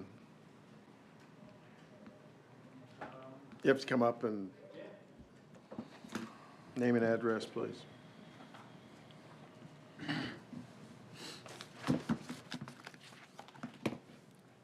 David Welch with American Structure Point, civil engineer representing Stockyards Bank on this project.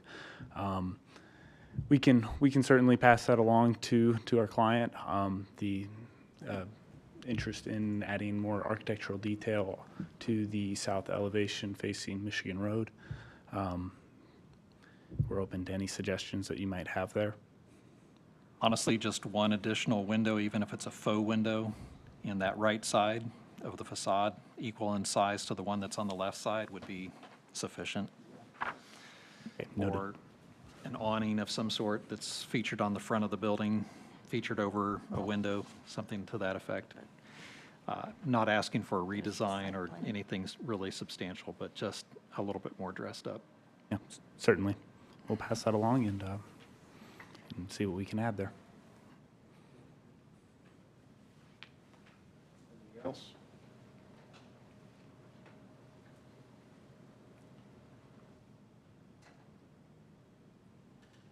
So is that gonna be like are we gonna treat that as a best efforts type thing? I would make a motion to approve, I mean, just talking out loud here first, just saying to approve it on the condition that one of those two items gets addressed, one of those two design features gets added to the structure so that they're in the clear. If they come in with a revised drawing, we don't have to see it again.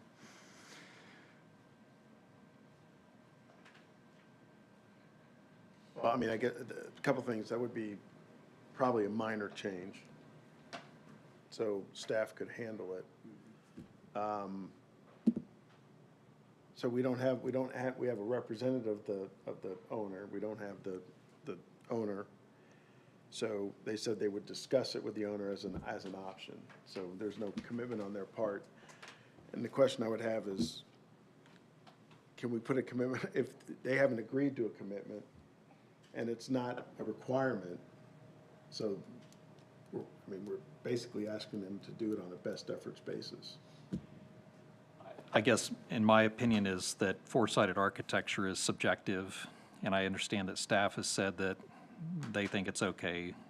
I don't think it's okay.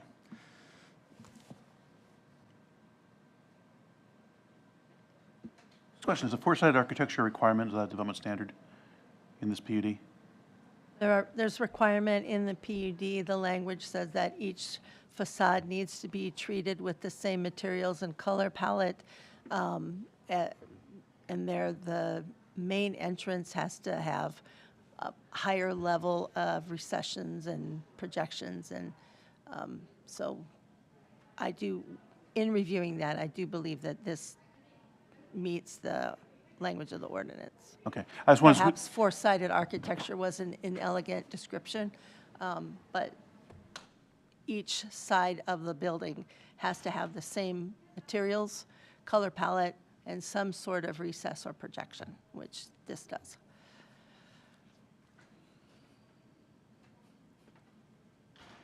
Possible to make it contingent on that as a change, and therefore if they comply, then they are able to not come back to the planning commission. Is that an option? I guess I would ask the question, I'll leave this I'll ask the attorney, can we make it contingent on putting something that's not a requirement of the ordinance for approval? You could, the rub comes in as if they, for some reason, whatever reason, the owner doesn't want to comply, then it's the same as a denial, and they can't come back for a year. Or unable. Or unable. Yeah. Whichever. Which is. But we can require something that's, if they meet the ordinance within the PUD. Oh, I see what you're asking. We're asking them to go essentially above and beyond. Can we make an approval contingent on something that is? Not in an ordinance, no. So if what I'm hearing is correct, is that if they use the same materials, I mean, they could have had no windows on this side. Is that, I mean, it's pretty broad in that if they had brick on all four sides, that technically meets the architectural standards. I will admit that I don't have that memorized, and I don't have the Okay. PUD in front of me, so my apologies, I didn't come with that.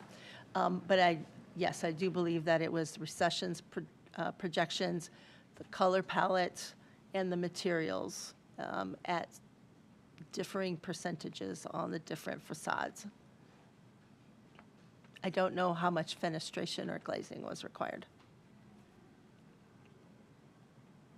I can appreciate what you're saying as far as that south elevation, and maybe, to you guys, there is a lot of traffic, to the petitioner, there is a lot of traffic that goes that way, and it is opportunity to kind of level up a little bit, and I agree that they meet the requirements. It just could be a little better and, you know, maybe aesthetically better kind of to match some of it, because it does look good on the other side, so, but. You only get one shot to get a building right. Yeah. I mean, and that's.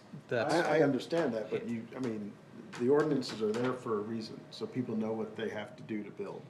So I'm just, you know, the question I have is, can we require them to include something that's not a requirement? That's my question, just from a purely legal standpoint. I understand that, I guess my difference is that this particular standard is to some degree subjective, and staff has interpreted one way. I feel like we have the latitude to interpret it to be more inclusive of aesthetics on a front-facing street, major street-facing facade. While I don't have the PD, my staff report has some language contained in it, so I'm sorry, but I'll read this. The general design style is intended to reflect contemporary Midwest Main Street design with horizontal lines and warm and earthy colors. A wide range of materials are permitted, including face brick, CMU, cast stone, glass block, EIFS concrete, stone, and fiber cement siding. The standards included in this exhibit do require that primary facades, i.e. those with front entrances, be designed with some articulation, material, color, or textural change. Additional building elements such as awnings, canopies, alcoves, windows, columns should also be incorporated. Also included is language regarding secondary facades, i.e. side and rear facades. These elevations should match the primary elevations in color, should include similar building elements, and should incorporate some articulation. Rooftop mechanicals are to be screened from view within the development. Should have, I mean, so. I'll just make one other point and then leave it. You know, this is the side that faces the residential to the south. It's another reason to possibly ramp that side up. It's prominent Well, I from think that with perspective. the language, should have is, I think that there's some wiggle room with should have, Yes. so. And no disrespect to staff, I'm just saying that as Plan Commission, I feel like our job is to make sure that we're getting buildings, if we have the ability to, within the law. Because buildings will literally be around for, you know, decades. The question I would have is, given the owner is not present. Right. And we're putting this on them, should we continue this to give them the opportunity to address this matter, so we don't put it as a contingent requirement and, you know, we get into that? I would just say, let's go ahead and continue this to next month. It'll be something that we can, go ahead. Can I make a suggestion, and that is conditional approved it subject to require a window on the right side, to require that window unless the owner or the, you know, the applicant can demonstrate that it's physically impossible. Yeah, like if the safe is there or something. Where they can't put, you know, we don't know the design. I'm not saying I can put a faux window on there. Yeah, faux window even. You pointed to my concern is I can't speak to the Can you say specific. your name and address again? Yes, my name's David Welch. I'm with American Structure Point. We're the civil engineer on the project, representing Stockyards Bank. To your point, I can't speak to the specific layouts of what's inside the building that whether a window would be possible there or not. What I will say is that you know, our owner would definitely be willing to put in whatever is aesthetically pleasing with, as long as it's reasonable. So I suppose we could make the commitment to add a window, add an awning to that side of the building. And if it's not possible, we would provide reasoning why that would be the case.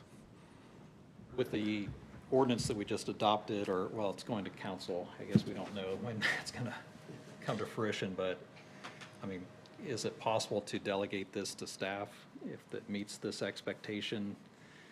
If they come in with a revised plan, is that we allow it to be approved administratively? So we can, If they submit, revised drawings showing some of those architectural features, then. so if the motion is to move it to next month's meeting, or if they meet with staff and meet this expectation, it would be approved administratively. If not, then it just comes back to our next meeting. Absolutely, yeah. If we felt uncomfortable approving it administratively, then we would defer to the plan commission. I think that's the best path, because they could get their approval in 1 week from now if they come in with a revised drawing and not have to come back to us. I would rather that happen. Point of clarification, just so staff knows, has some clear direction on what would and what would not be acceptable. Would a faux window in that location be an acceptable alternative? Yes, just take the exact same window that's on the left, put it on the right. Real window, faux window would be totally fine. Thank you. All right, thank you. So, would somebody like to make a motion on this one? I'm assuming there's any further discussion? I got us into the mess, I'll try. Okay. Let me get to the staff part so I can. All right. So I move the docket number 2025-19 DP Development Plan for the 3,300 square foot financial institution associated site amenities, the Michigan Road frontage use block of the farm, be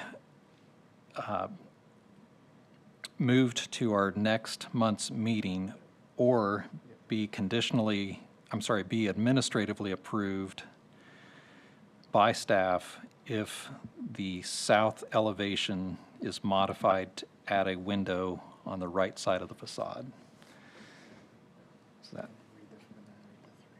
Okay, so then we would, with that administrative approval, it would include the conditionally approved based on the findings of staff report, staff recommendations, submitted findings of fact, subject to resolution of outstanding review, items identified by the commitment letter, Exhibit 6, and any noted during the meeting. Is that? Yes. Cover it? Okay, does that, Okay. That'll work. we can work with that? All right. I'll second. All right. Sorry. Kendrick. Any further comments, discussion? Mike, would you please take roll? Brad Johnson.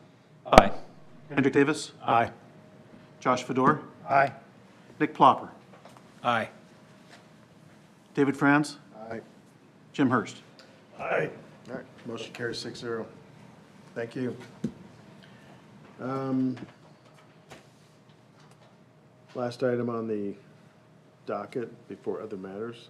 2025-20 DPA Carpenters Crew, Inc., Salon on Point Expansion, 7637 Stonegate Drive, Zionsville. Development Plan Amendment for the enclosure of an existing second-floor balcony for commercial use in the rural urban business UB districts.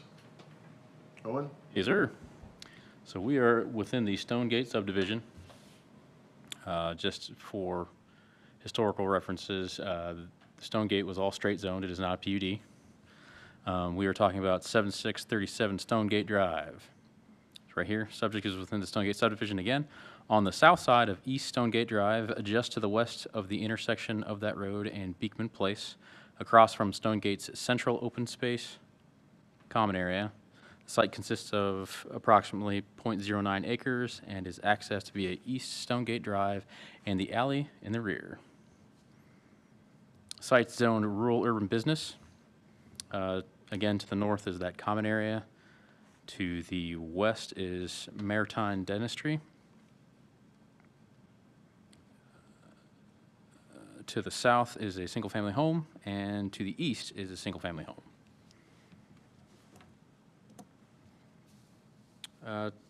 No real topics of interest, pretty straightforward. Here's our elevations, the existing building elevations. This is the area that is going to be filled in, both here and here. And then, not as colorful, but the new ones to be proposed. Again, in. And staff supports approval of the submitted development plan amendment.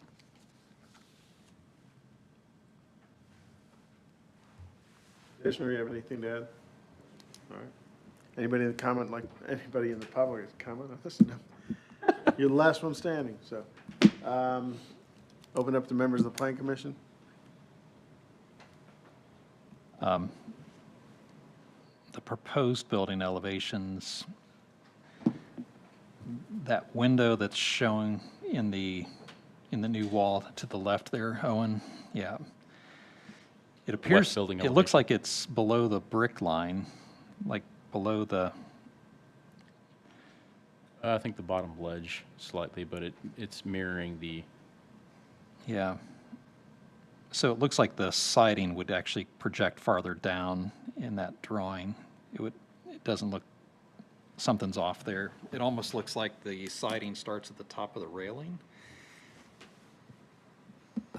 Go ahead. I'm Jackson Vaught with Carpenter's Crew, 604 West Main Street, Pittsboro. So that is the existing partition wall up there. So that's like the parapet wall. So we have to cut the window in to match elevation on all those windows on that side. So that'll just be cut down into the existing, and everything else will land on top of that wall. So that brick will be repaired under that window. Okay. Is that a railing that's there today? It's a half wall. It's a half wall, okay. Is that brick then, or is that? It's just that the PDFs are a little low resolution on this, so I apologize for the questions. I'm just trying to understand. It is brick. Yes, sir. Okay. I have no further questions, just that and just PDF.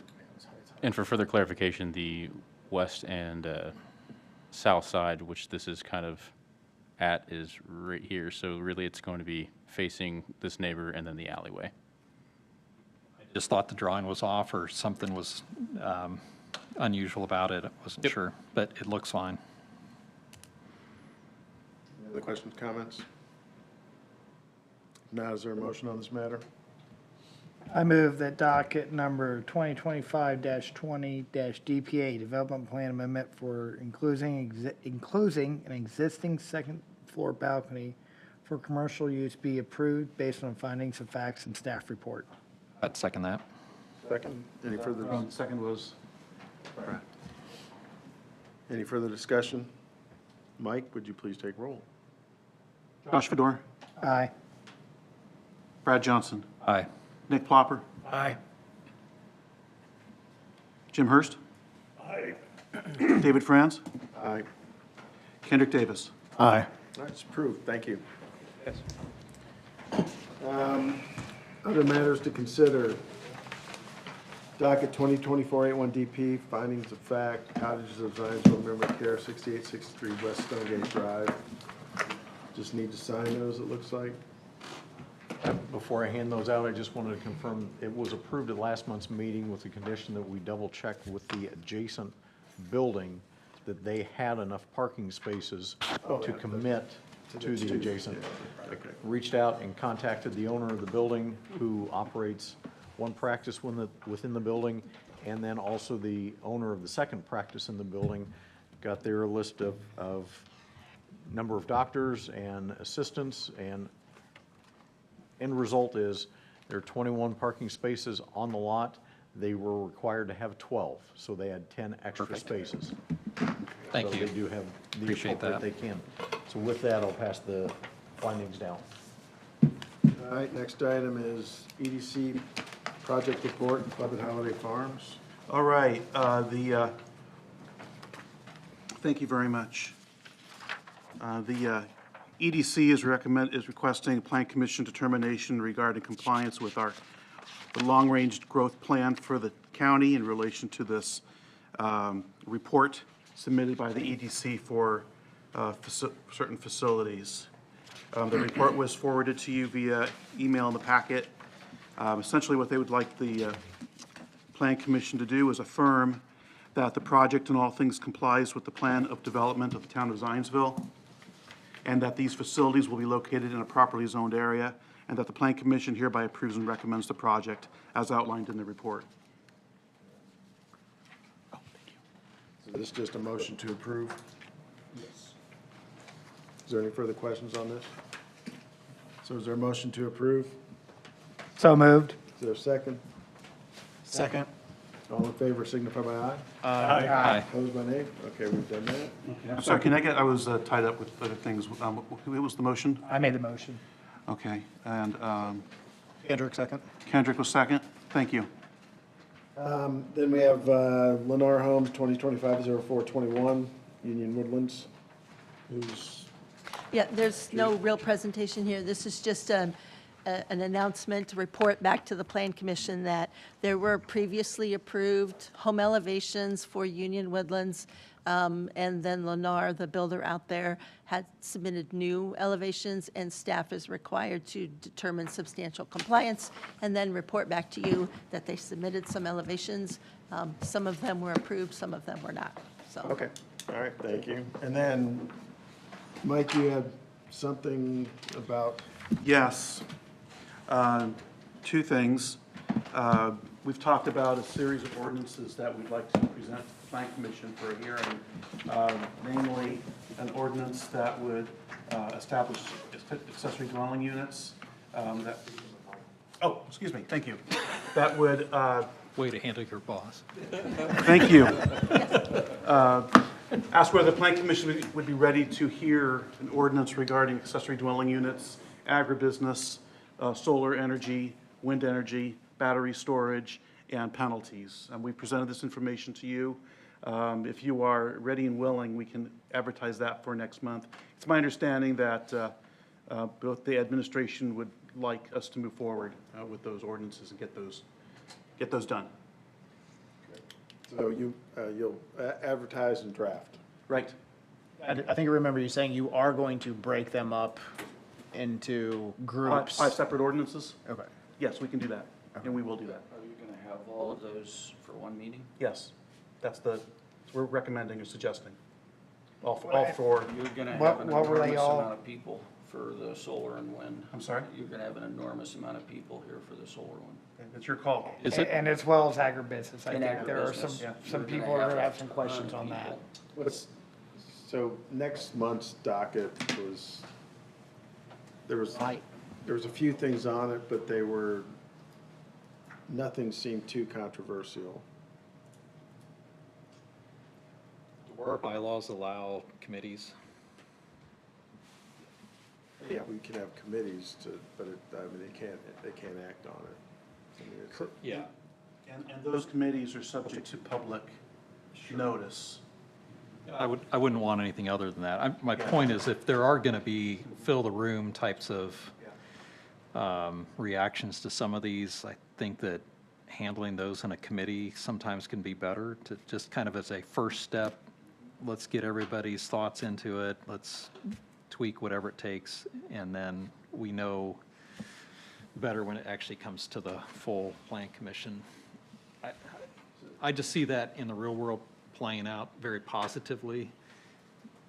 Are there things on is the desire for the mayor and the town council to kind of get this thing completed? Is there something pending, or they just want to? I think it's just been looming for a long time, and they're ready for the Plan Commission to move on, get it done.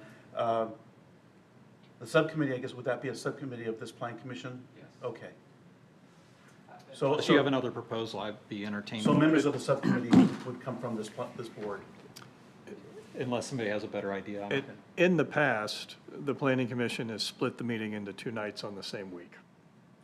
When we have busy, the big agenda items like this.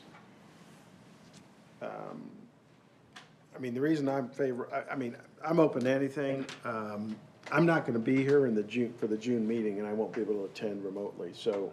Same. I wanted to be here for that, so if we don't think we can get this thing completed for May, then I think we're going to have to push this to the July meeting at the earliest. How does the administration feel about that? I have talked to them about that idea. But we could do the 2 meetings in May. I feel like I understand there are 3 commissioners missing from the June meeting, so. Yeah. Really have a forum, will we? Another reason for a committee could meet on and off on a non-normally scheduled Plan Commission date that. I don't know that that moves a vote up. I understand your point about taking public input and being ready for a meeting, but. Yeah, but the thing about it is, even though we would have this committee meeting that we would allow public input. When we had the actual hearing, we still have to allow public input. Is that correct, Bob? That's correct.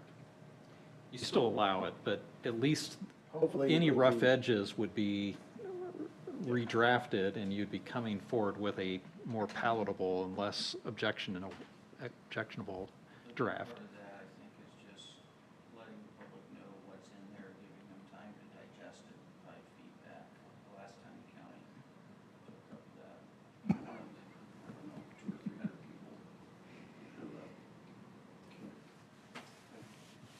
Well, it sounds like it should be split up. Do we have an idea? Never mind. Could we move, I'm just,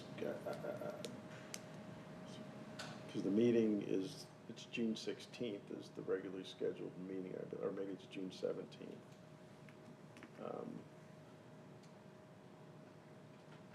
Because it's Juneteenth that week, right?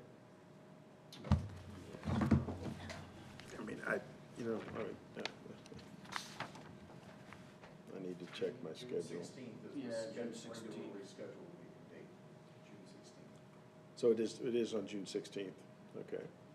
Yeah, I'll be gone.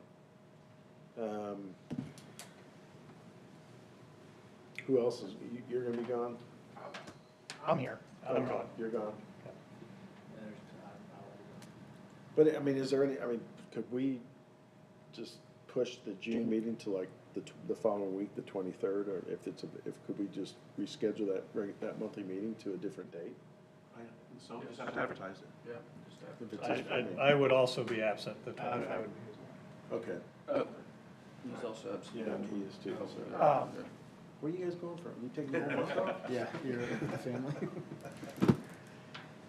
we move it up? Like, I don't know if you'll be here then, but. How do we feel about 2 days' worth of meetings in May? Just don't make it past Friday. If we could keep them towards the earlier part of the week, I'm fine with it. So that's 19th. So are we looking at canceling the June meeting, or? 19th and 20th. Kids get out of school that week. We may still have a quorum in June. Okay. Just don't want to take on any big Yeah. I think yes. items. I agree. We want to have, I think as many people as we can get there Yeah. for that meeting. Yeah. Agree. I mean, this room has to be available. I mean, a lot of things we maybe don't understand yet. True too. Plus, we gotta get public notice out in time so it's kind of a time crunch. You 10 start days. thinking, yeah. I mean, I can do, I'm available, the 20th, 21st, 22nd, anytime that week. For the second meeting. I'm good for the 20th and 21st as well. 20th, I'm sorry. So Tuesday, Wednesday, either one. In May. Which dates are they? 20 and 21. 20 and 21 and 22? I could do Thursday, but. So it's either Tuesday or Wednesday. Okay. 20th, 21st. Gotcha. I am in the process of checking the availability of this room. Go up to the fairgrounds again for that.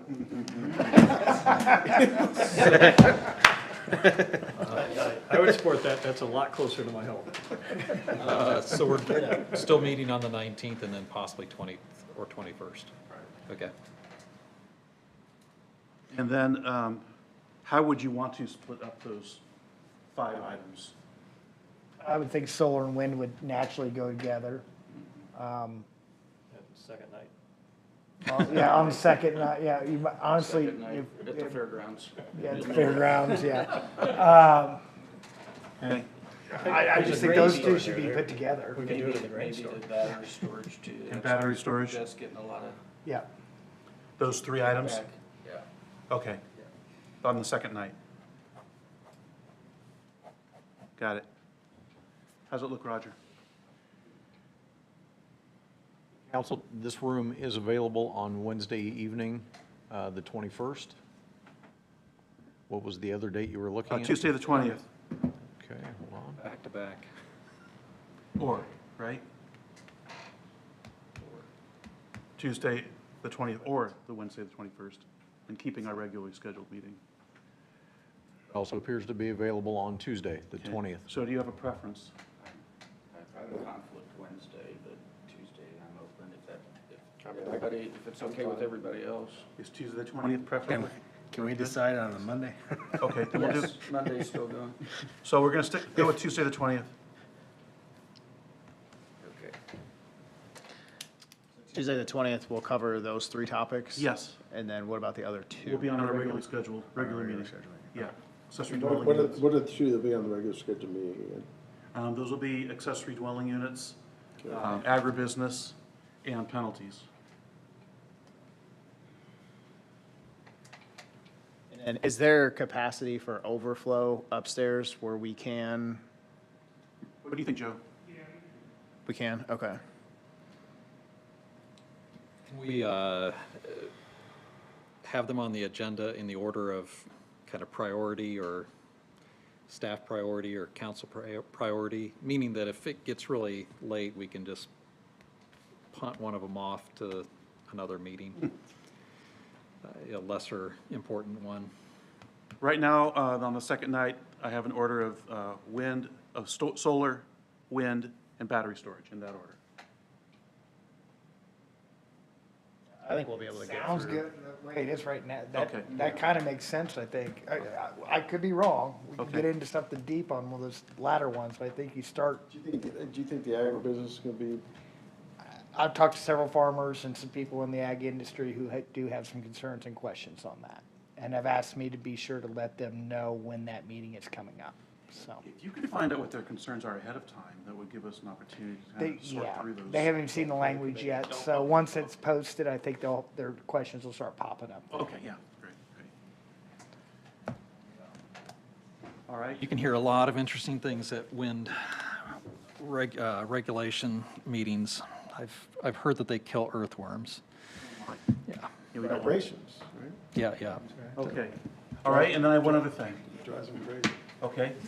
And that the town of Zionsville would like to thank Owen Young for 9+ years of service. He has given his resignation, going on to better and higher places. Greener pastures. Greener pastures.